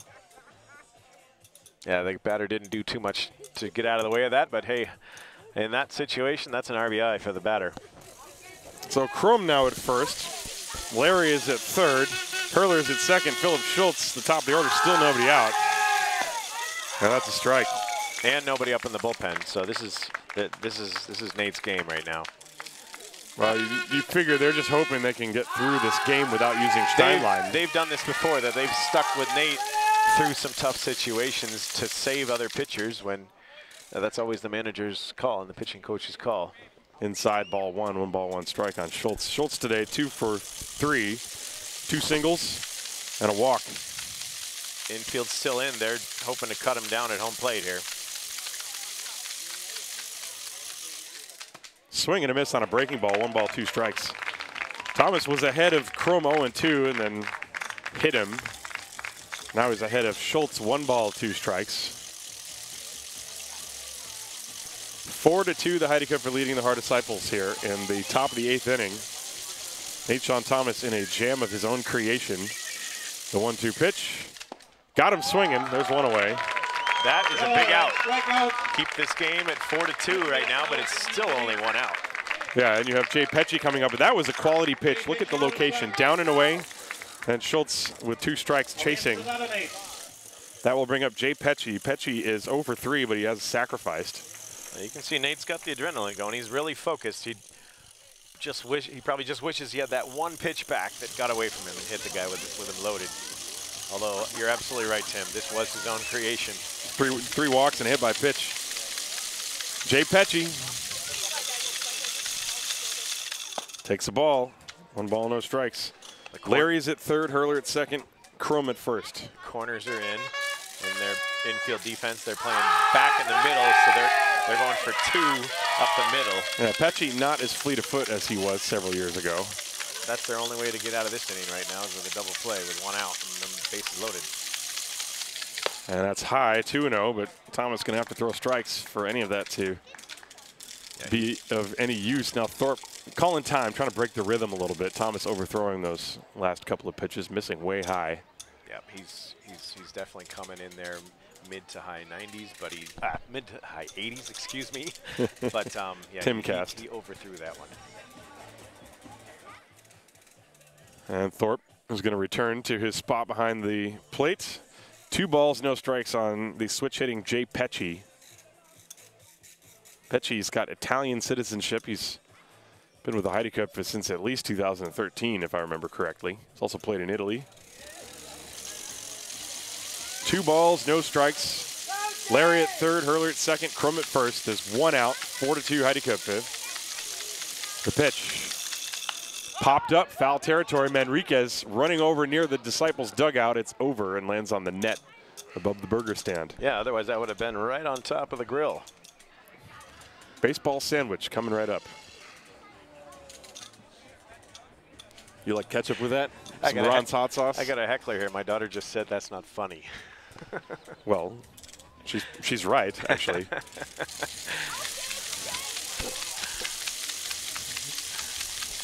Two balls and 1 strike. I think I used that joke last time, too. There's the pitch. Hit hard on the ground up the middle. Base hit into center field. Larry will score. Hurler being waved around. And the throw to second base behind the runner is not in time. 2 runs score, and it is 6-2 Heideköpfe on a base hit by Jay Pecci. And the walks come back to haunt the Disciples. That's the first hit in the inning, and it's the third run. The old baseball saying, walks always score. At least there's a much greater chance, especially when you walk the leadoff hitter. But he walked the first three, hit a guy, had a strikeout, and then single up the middle, very sharply hit, bounced off the mound, scooted through the infield, no chance to throw out either runner at home. And Thomas still out there on the mound, no movement from the Disciples dugout. Here's Gary Owens, and first pitch curve, there's a strike. Owens today grounded out, then he singled and scored. He's walked twice since then. If they were going to bring Steinlein in, they would have already done it. So they're saving him for the weekend game. Fly ball to right field. Wallace drifting over. Runners are tagging. Wallace makes the catch, and the throw will come to second base. That is the second out of the inning, as Johannes Krum goes to third. Pecci still at first base. 2 down, and now Mitch Nilsson.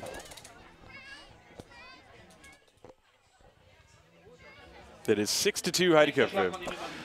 The Disciples, I mean, they just, the way they've handled the pitching this game, it's almost like they've just been punting the whole game. And it's a close game, or at least it was coming into this inning. It was 3-2, but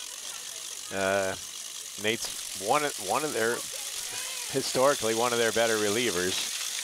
I mean, you got to give him some innings. Obviously, you got to figure out. He's got to have time to figure it out. Well, they had their pitching plan clearly, so this is what they chose. High fly ball to deep right center field. Long run for Steinlein. He's at the warning track, and Wallace is back there. He makes the catch on the warning track as Mitch Nilsson with a long out finally ends the inning. But the Heideköpfe gets 3 runs on 1 hit. 3 runs on 1 hit, thanks to the walks and the hit by pitch. And there were no errors. And there were 2 left on base. And at the end of 7.5 innings of play, it is Heidenheim 6, Haar 2. This is Haar Disciples Baseball. Präsentiert vom Gesundheitsunternehmen MSD.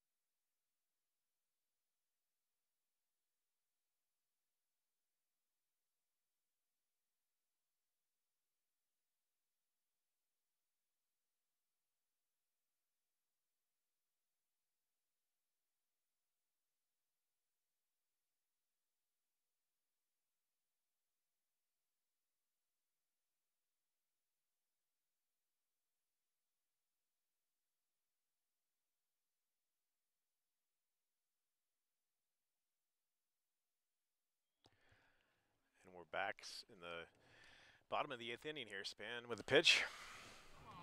Disciples down 6-2. Richie Klein at the plate.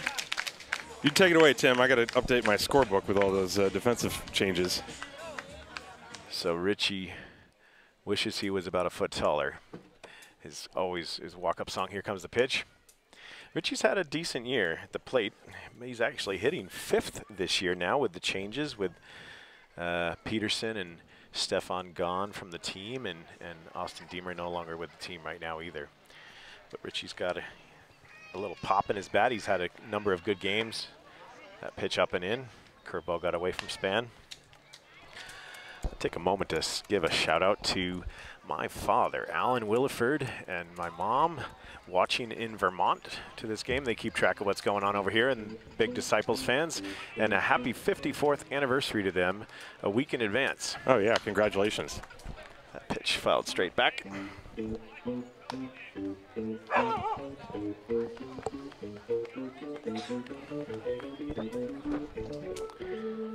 Now the crowd definitely deflated now. They could use some energy from them, but well,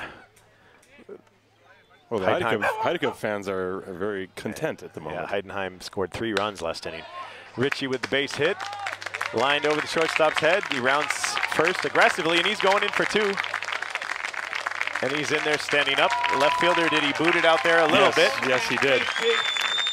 I was going to say, you're trailing by 4, you better be absolutely sure you're going to make it. But the ball was fumbled in left field by Tristan Hurley, so we'll see if they score that a double or a that's exactly why a runner has to go hard from home to first and round the base hard, because he was not going to go until he saw that ball scoot away from the left fielder, and then he was already in good position to get into second base. So good aggressive base running. Heads up baseball play by Richie Klein. They did give him a double, by the way, so he's got 2 hits on the day. First pitch to Pinheiro outside.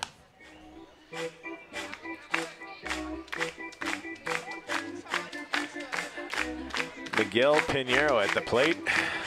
Miggy's been bouncing around the field this year. He's playing shortstop today, hitting .286. Good pop from Span on that last pitch. That one was in there for a strike, 1-1. Yeah, it's amazing if you say he hasn't pitched until 2 years ago. Well, you know, there's a theory out there that pitchers only have a finite number of pitches in their arms, and somebody that started late like Span is pretty fresh compared with somebody who's been pitching since they were 12, I guess.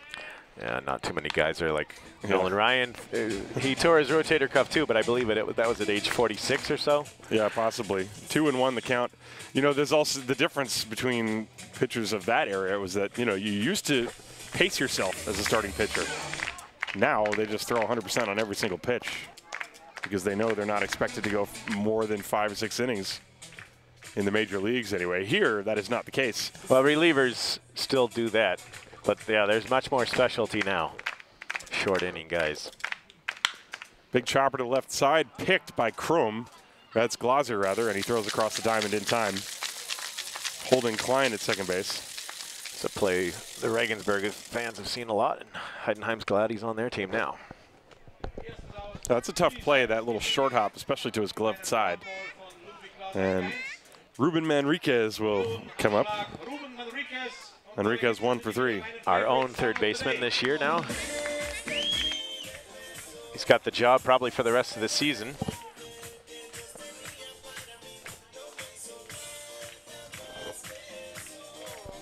Now they could use a blast. Look for a hard hack here from Ruben, I'm going to guess right here. First pitch. Nope. He took it right down the pipe, strike 1.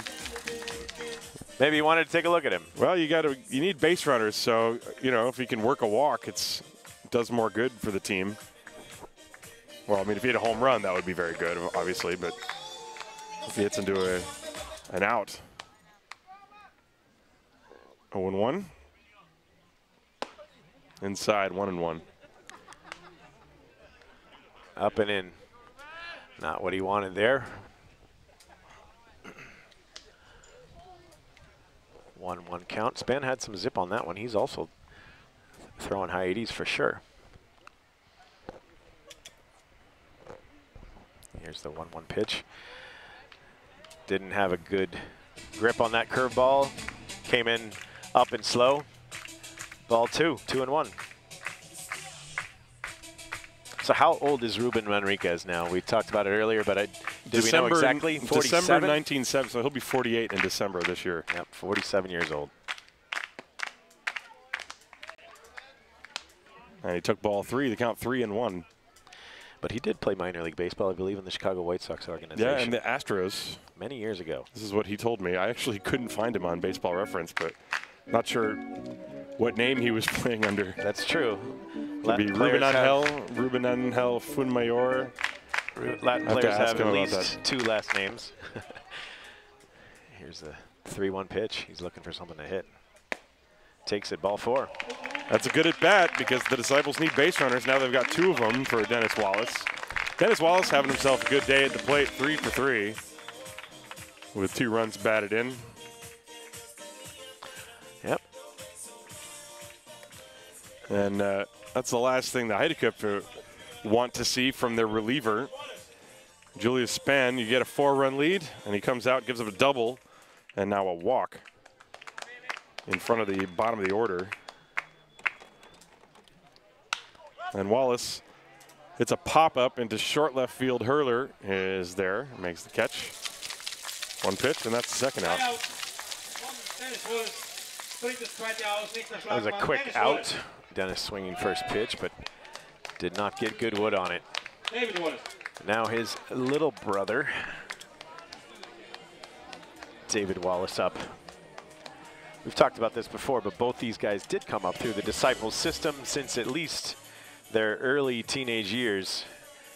Now they're in the first Bundesliga. I believe David's 19 or 20 now. But they've been on the Bundesliga team. David's been on the team. This is at least his 5th season since he's been on the roster. Yeah, he's had a few cups of coffee every year, going back to at least 2014. Pitches inside, ball 1.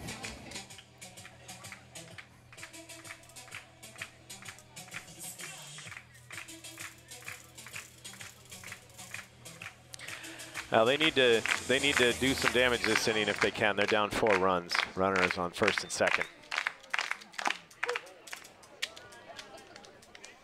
Fastball in for a strike. 1 ball, 1 strike on David Wallace. Heidenheim took a 1-0 lead in the 2nd inning. RBI double off the bat of Simon Gühring. They got another run on a wild pitch in the 3rd inning. Haar cut that lead to 2-1 in the 4th. Then single runs for both teams in the 6th inning. It's something that it was 3-2, and then there's a swing and a miss, strike 2 on a breaking ball. And then 3 runs last inning on only 1 hit, the 2-run single off the bat of Jay Pecci. And Heidenheim with a 4-run lead, 6-2. A 1-2 count. David Wallace looks at his approach here. He's got to protect, but at the same time, he's looking to put the ball in the outfield and get a run in. He fists it off his fist and caught by Nilsson. And the Disciples leave runners on first and second. No runs this inning. So we'll go to the 9th inning here on Haar Disciples Baseball Television. It is 6-2 Heidenheim.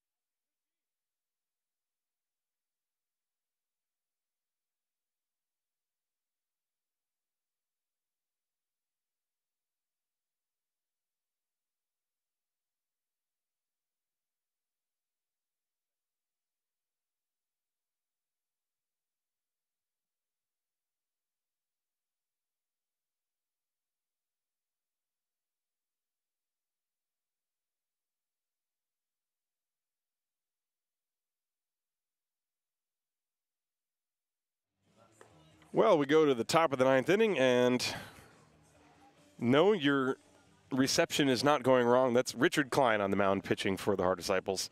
He's pitched 1 time in the history of the world, as far as I know, and that was last year against Regensburg when the Disciples had 4 games in the span of roughly 72 hours. And He pitched actually pretty well in that game. His fastball, I think, was clocked at about 65 miles an hour or something along the lines, but he was able to throw strikes. And so rather than use Luke Steinlein, the Disciples are going to put Richard Klein on the mound to try to just get 3 outs. This, I mean, Nate Jan Tomek was playing center field, so technically that was a position player pitching, but this is really a position player pitching. Yeah, Richie did a good job last year when he came in. He surprisingly, for me, I hadn't seen him pitch in the years I've been playing he never had him. That's why.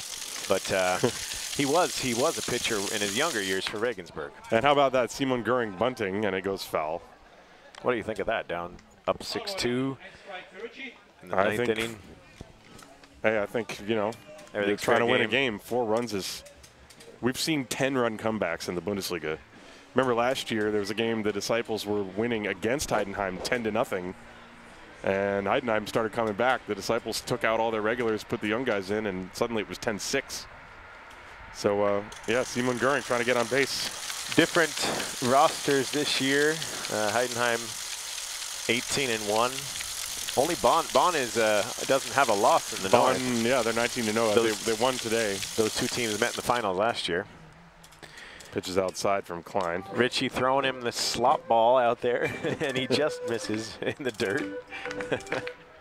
Bonn won the first game, and they're leading in their second game, so they're trying to go 20-0. Well, I'm guessing his fastball's, you know, up more in the mid. That was a good one. 70s, high 70s on that one, but yeah, when he's throwing a curve, that's probably coming in there at low 60s or lower. That was a little sidearm, that little action. This is like, I mean, didn't Pedro Alvarez pitch recently for the Giants? There's the 1-2. Popped foul. That was a little breaking ball. Or Pablo Sandoval, you mean? Yeah, Pedro Alvarez. Pablo Sandoval. The right. Panda. Alvarez is still playing with the Orioles, am I correct? Yeah, he's DHing a lot this year for the Orioles, who are terrible. Yankees and the Red Sox are beating up on them. That's news to me. The Orioles are never terrible. For many years, yeah, considering they have Manny Machado in the middle of their lineup. There's a 1-2. That's in the dirt. 2 balls and 2 strikes. 3. Is it 3-2 now? My scorebook has a lot of incoherent little dots on it. I think the count is 2-2. Actually, it's not Braille. Well, it's your balls and strikes, right? Yeah, but I think I put too many dots on one side. Yeah. I think it's 2-2. Here's the pitch. Outside, and now the count is 3-2. So I was just scoring in advance. That's what I was doing. It happens. Whatever I write down in my scorebook, that's what's going to happen. So if I write 6-3 right now, because I'm the broadcaster, we all know can jinx anything and everything. Well, that'd be hard to do. See if I can do the other. Disciples are not hitting, so it'd be hard to score a run right now. There's a ground ball to the left side. That's a base hit for Simon Gühring. He's been on base 3 times out of 5 plate appearances. That's his second hit. Is this the last game of the year between these 2 teams? Nope, this is only the second game of the year, so they still got to play each other 2 more times. Yeah, these split, not split doubleheaders. Traditionally, the Bundesliga was having doubleheaders on the same day, but a lot of teams have moved to these 1 game, and then you go up to the other place, another game, so that's what they've been doing. That's what they will do. This game, though, is a makeup from the rainout back on April Fool's Day.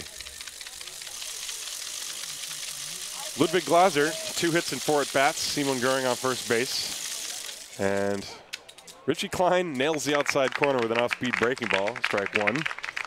Glaser and Klein, of course, were teammates back in those great years in Regensburg. Yeah, I think Richie won 4 or 5 championships up there before he came down to the Disciples.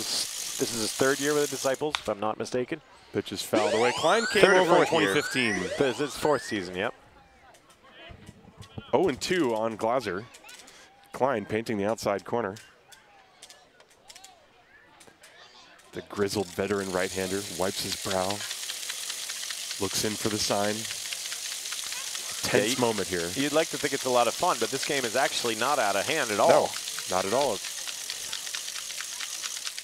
That's why it's weird, I mean, to see a game that's literally only, it was a 1-run game till last inning, but the way the Disciples have been handling the pitching, you'd think it was a 10-0 game after 2 innings.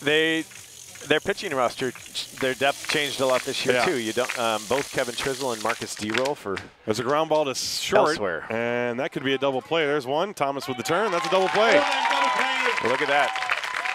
6-4-3. When a guy comes in throwing a lot slower than the previous pitcher, it can throw off the other hitter's timing.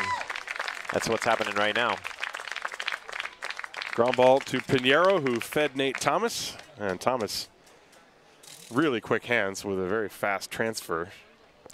So I was saying a much reduced role this year for Kevin Trizzle, who's not living in Munich. He's only pitching part-time for the Disciples, and Marcus D-Rolf going to school in another city. D-Rolf is in, I think he's in Dusseldorf. Or somewhere in East Germany, perhaps. His mom told me, and I forgot. The pitch is high to Sean Larry, ball one. I think it's Dresden. Starts with a D. That's where Trizzle was. Anyways, so they have this other pitchers still out of the bullpen, but a couple new Americans came in and out this year. This ball is popped up a mile high, and Jan Thomas is under it, and Richie Klein pitches a 1-2-3 ninth inning. Good ninth inning. Let's see what they can do in the bottom of the ninth. Do the Disciples have any miracles today? That's a good setup, Tim. This is Haar Disciples Baseball, präsentiert von dem Gesundheitsunternehmen MSD.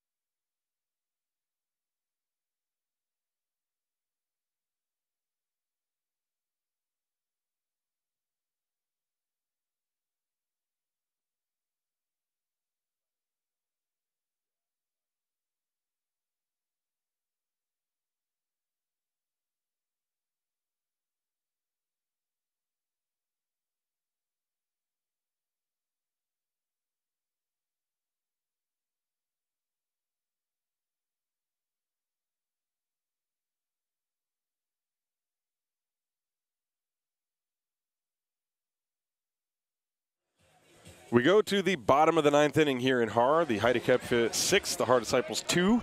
Tim Collins and Tim Williford for you here on a lovely afternoon, Thursday afternoon, middle of the week holiday baseball here in Germany.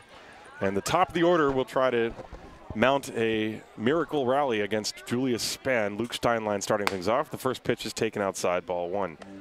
Steinlein has singled twice and struck out twice, alternatingly. It's not exactly David and Goliath here, but Heidenheim 18-1 against the 11-6 Disciples. Steinlein lines it to left field, and it's a base hit. So he continues his pattern, single strikeout, single strikeout, single. That ball was a sinking rocket. Now they just need to put together, the whole lineup's got to hit the ball this inning if they're going to get 4 runs to tie this game, 5 to win. Jan Thomas struck out 3 times against Luke Sommer, and then he singled against Julius Spann. A little broken bat floater into the outfield. This ball game has been close the whole way. It was 3-2 until the 8th inning when the Heideköpfe scored 3 runs. The big blow, the 2-run single off the bat of Jay Pecci. So Jan Thomas now stands in against Julius Spann. Steinlein a very short lead. Nate singled last time. Pitch is low for a ball 1.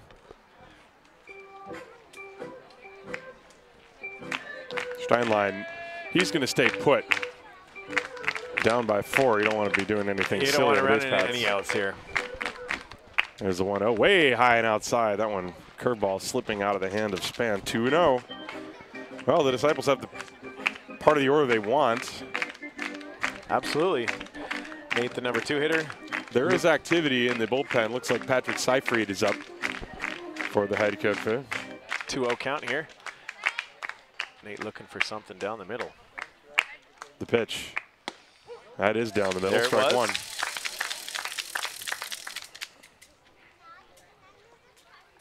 I'm impressed by Span if he just started pitching a couple years ago. It's harder to get the feel for a break-in ball if you're learning pitching later in life. But he's gone right at him. Yeah, he's obviously got a good arm. We talked about that earlier in the game. But he's also got good mechanics. Disciples have 11 hits on the board. Only 2 runs. Let's see if they can get a bunch more here. There's a line drive. That's a base hit into center field. Steinlein is going to play it safe and stop at second base. The first 2 are on here in the bottom of the 9th. That almost hit him right back up the middle. Serious line drive by Nate. He's seeing Span well. He's 2 for 2 off him. That was a hanging breaking ball. Boom. And so now Chris Ziegler will step up. Right-handed hitters, or excuse me, left-handed hitters like Nate. It's a switch hitter, but happy to see a hanging breaking ball coming in. You can see it well. By the way, the defensive alignment is a little different for the Heideköpfe. I failed to mention it last inning. Sammy Sopatalo is playing first base. Jay Pecci's at second. Ziegler takes a strike. Shortstop is still Mitch Nilsson. Ludwig Glaser is at third. Hurler, Owens, and Larry are still the outfield alignment. So the right side of the infield changed. Ziegler at the plate. 0-1. They need him to come through here. That's high. 1 ball, 1 strike. Well, the Disciples have the tying run in the on-deck circle. Yep. In an inning like this, it's really the whole team. One batter at a time when you're down 4 runs. You need a lot of base runners, so it's Ziegler's turn at the plate. The pitch. Outside, 2-1. And that's part of the game plan right now for Ziegler. He wants to make sure he forces Span to throw strikes.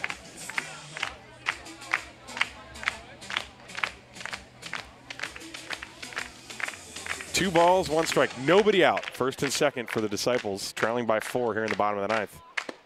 And that's low. Ball 3, 1 more bad one, and the Disciples will bring their cleanup hitter, Will Thorpe, to the plate as the tying run. You might see a pitching change. I think Span's getting tired out there. How many innings has he pitched already? He came in the 8th. Yeah, okay. No, no, excuse me. He came on with 1 out in the 7th. 3-1 on Ziegler. He'll go 4 or 5 innings for sure. Ball 4, and the bases are loaded. Good at bat by Ziegler. Not swinging out of the zone. Now they're loaded for the cleanup hitter, William Thorpe. Nobody out. Will's having another solid year at the plate. He's 0 for 4 today, though. He is due then, isn't he? And Mike Hartley is going to come out to the mound and have a quick chat with his pitcher. Well, don't touch that dial just yet, folks. And unlike in 2014, I don't think he's going to put himself in the game. He's got to be mid-50s by now. He probably could still pitch. He's an ex-major leaguer visiting the mound. Well, this is the Disciples' one big chance. I mean, it's all set up. Absolutely, and nobody out. So Steinlein, the runner at third. Nate Thomas, the runner at second. Chris Ziegler, the runner at first. For what it's worth, all 3 of those gentlemen have excellent speed. And now Patrick Meister out to the mound to break up the meeting. This ball game is resting firmly in the hands of Julius Span. Span will definitely go 4 or 5 innings. He can be stretched out. I think that Hartley was just buying him time. He was a very slow walk to the mound and back. Yeah. Meister let him have a lot of time out there. There's a lot of activity going on in the bullpen they're for just the Heideköpfe. Double-barreled action out there. There's only 1 mound, so they have to take turns throwing warm-up Okay, pitches. it's just 3 guys down there talking to each other and protecting him then. So William Thorpe representing the tying run. The bases are loaded. Nobody out, bottom of the 9th inning, 6-2 Heidenheim. Not a bad ball game, folks. Julius Span against William Thorpe. Will can be dangerous.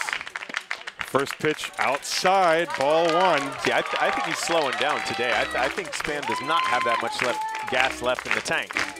But let's see what he's going to dig here. Question is, who do you trust? 75% of span or somebody else. 1-0 on Thorpe. Big hole on the left side, the pitch. A fly ball to left field, hurler coming in. That ball lands, it's a base hit. Steinlein scores, Thomas scores, and it's a 2-run single for William Thorpe. It is 6-4. And Will delivers. Great read by Nate Thomas. Steinlein went back to tag up, and Thomas was chasing him down. They both score. Well, that's what you're supposed to do when you're the runner on third. You tag up no matter what. Yep. And it's a 6-4 ball game. The tying runs are now on base. There's still nobody out. And now Richard Klein, who's got 2 doubles in the ball game and a walk. Clutch 2 RBI single by Will Thorpe, dropping it in front of the left fielder, scoring 2. Now runners on first and second for Richie Klein, who's had a bunch of RBIs this year, and they need one from him right now. The pitch outside, ball 1, still nobody out. The tying run's on base, the winning run is at the plate. 6-4, Heidenheim leading. Infield back looking for 2, the pitch. A slow chopper down the line, just foul by about a foot. Richie was jumping, he knew he just missed it there. Well, Glaser was guarding the line, that ball still got by him. But it was foul. Don't touch that dial, folks. The Disciples trying to pull a rabbit out of a hat. 1 ball, 1 strike. Ziegler at second, Thorpe at first. The pitch in the dirt, blocked by Schultz. That's a good play. 2 balls and 1 strike. Thorpe is the tying run at first base. That is correct. He's a smart base runner. He's got decent speed. Not quite as fast as Ziegler, but still, if Klein finds a gap, he might try to score. With nobody out, you gotta be sure though. 2-1, the pitch. The ground ball, base hit, center field. Ziegler being waved around. Gary Owens comes up with the ball, and he double clutch. Ziegler scores. It is a 1-run ball game. Do you believe it? Richie Klein hits a solid single up the middle, and Haar is not done. Nobody out in this game. The first 5 hitters in the top of the lineup have gotten on base consecutively. The winning run is standing on first base with nobody out. Richie Klein with his 3rd base hit. Gary Owens wisely did not throw the ball through because that would put the tying run in scoring position. He threw behind the runner. And that is it for Julius Spann. And we're going to have a pitching change. Looks like Marcel Giraud, the little left-hander, is going to come on to try to get the final 3 outs. There's nobody out. It is 6-5 Heidenheim. And we'll be right back. I think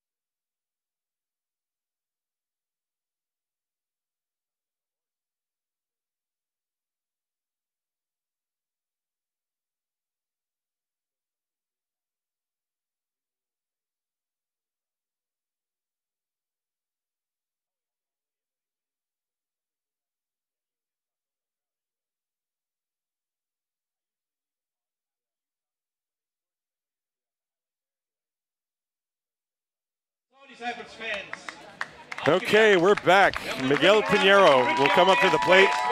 The tying run at second base in William Thorpe. The winning run at first base in Richard Klein. There is nobody out.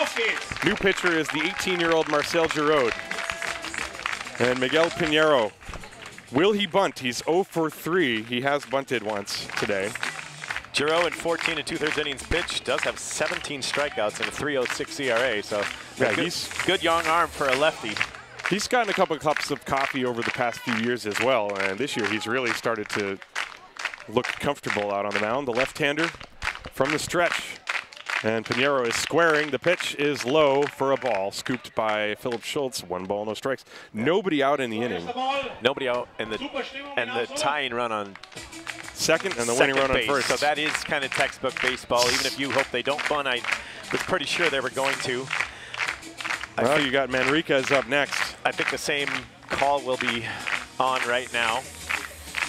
Corners are way in and charging, so he has to have a good bunt if he's going to do this. 1-0, he's squaring. The pitch outside, not close. Ball 2. Now you have the option here. The coach thinking about it.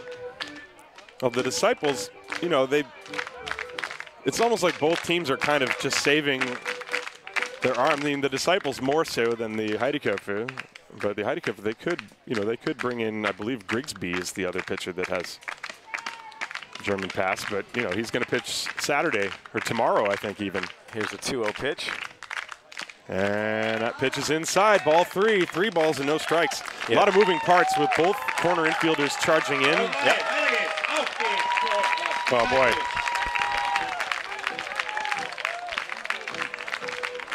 One more bad one and the bases would be loaded for Ruben Manriquez. He's going to be taken on the 3-0 count here. He might still be squaring, however. To distract the pitcher who hasn't been able to throw a strike since he came in the game. 6-5, Heidenheim with nobody out, 2 on, and the pitch. That is ball 4.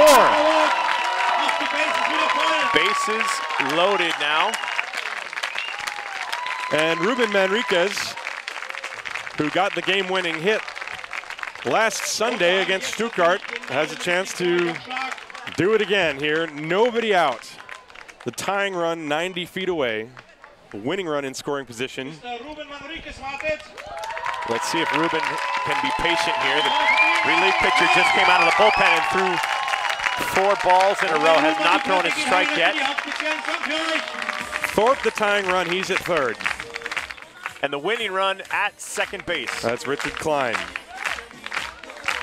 Nobody out, bottom of the 9th inning, bases loaded. What a rally so far. What a ball game. Marcel Giraud, a long look into the side from Philip Schultz. Now he's got one he likes. He comes set. The pitch to Manriquez. Outside, ball 1. Remember, a walk ties the game. Pretty sure he's going to have the green light, but he wants to make sure it's a strike.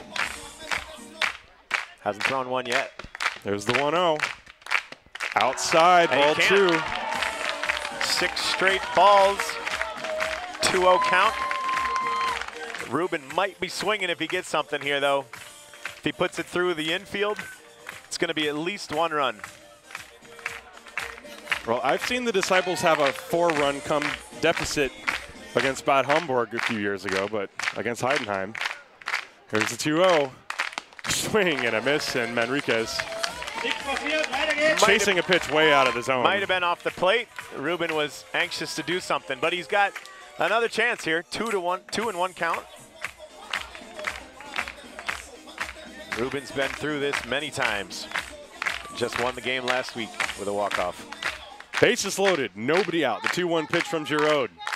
Outside, ball 3. One more bad one, and we'd have a tie ball game. And now you're really going to hear it from the crowd. The Heidenheim fans are in this too. They're cheering on their pitcher. 3 balls, 1 strike. Nobody out. Thorpe the tying run at third, Klein the winning run at second. Pinheiro is at first. 3-1. The pitch from Giraud. He popped it up foul and out of play, and the count will be full. And Manriquez swinging from his heels at that one. A full count. This is what we wanted, though. Full count. This is baseball at its finest, no matter where you are in the world. It ain't over till it's over, and that's been especially true in the Bundesliga this year. Bases loaded, nobody out. 3-2. The pitch coming right now. A ground ball to the right side, slowly hit, and the throw is wide! And the Disciples are going to win, as here comes Richard Klein to score!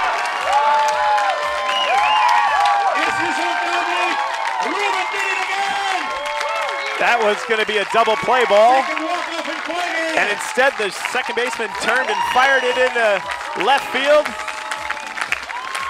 It would have tied the ball game anyway. Thorpe scores, and then Klein races around to score the winning run. And there was a miracle here in Munich this afternoon. A 5-run bottom of the 9th inning. There comes Ruben in to give the crowd the adulation. The Latin spirit in him won the game again. He was hustling down the line to beat that out. Let's watch the replay. This is the replay of the last play of the game. A 3-2 pitch, he hit a ground ball, slowly hit to Pecci, and Pecci threw the ball into left field, and that's that. As Thorpe crossed home plate, and Klein followed suit, and that is it. The Disciples with a 5-run bottom of the 9th inning, completely stunning the Heidenheim Heideköpfe and everyone in the ballpark. That is the second loss of the year for the Heideköpfe. The Disciples, with their 12th win, they are now 12-6. Heideköpfe fall to 18-2. What a ball game.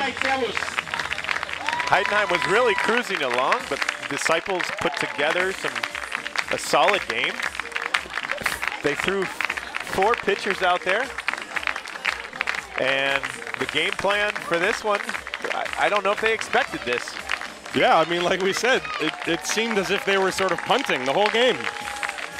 But it's what we said. They just, in a game when you're down 4 runs coming into the bottom of the 9th, you need the entire team to have good at bats. And Heidenheim didn't get anybody out that entire time. Ruben Manriquez had the leadoff hitter get on Luke Steinlein. And Ruben was the 7th hitter of the inning. Everybody on base. And the whole ballpark is standing. What a great ball game here in Haar. So that will do it for us. Tim, thank you very much for joining me. Pleasure to show up here with my daughter who just turned 8 years old. Happy birthday, congratulations, Juliana. Yeah, happy birthday, Juliana. And congratulations on the Disciples for knocking off the top team in the Bundesliga South. Great game. So the final score of the Disciples 7, the Heidenheim Heideköpfe 6. This is Tim Collins and Tim Williford for Haar Disciples Baseball signing off. This has been präsentiert von dem Gesundheitsunternehmen MSD. Thanks for watching, everybody. Highlights coming up later. Be sure to check Eurobaseball TV for all that good stuff. That's it.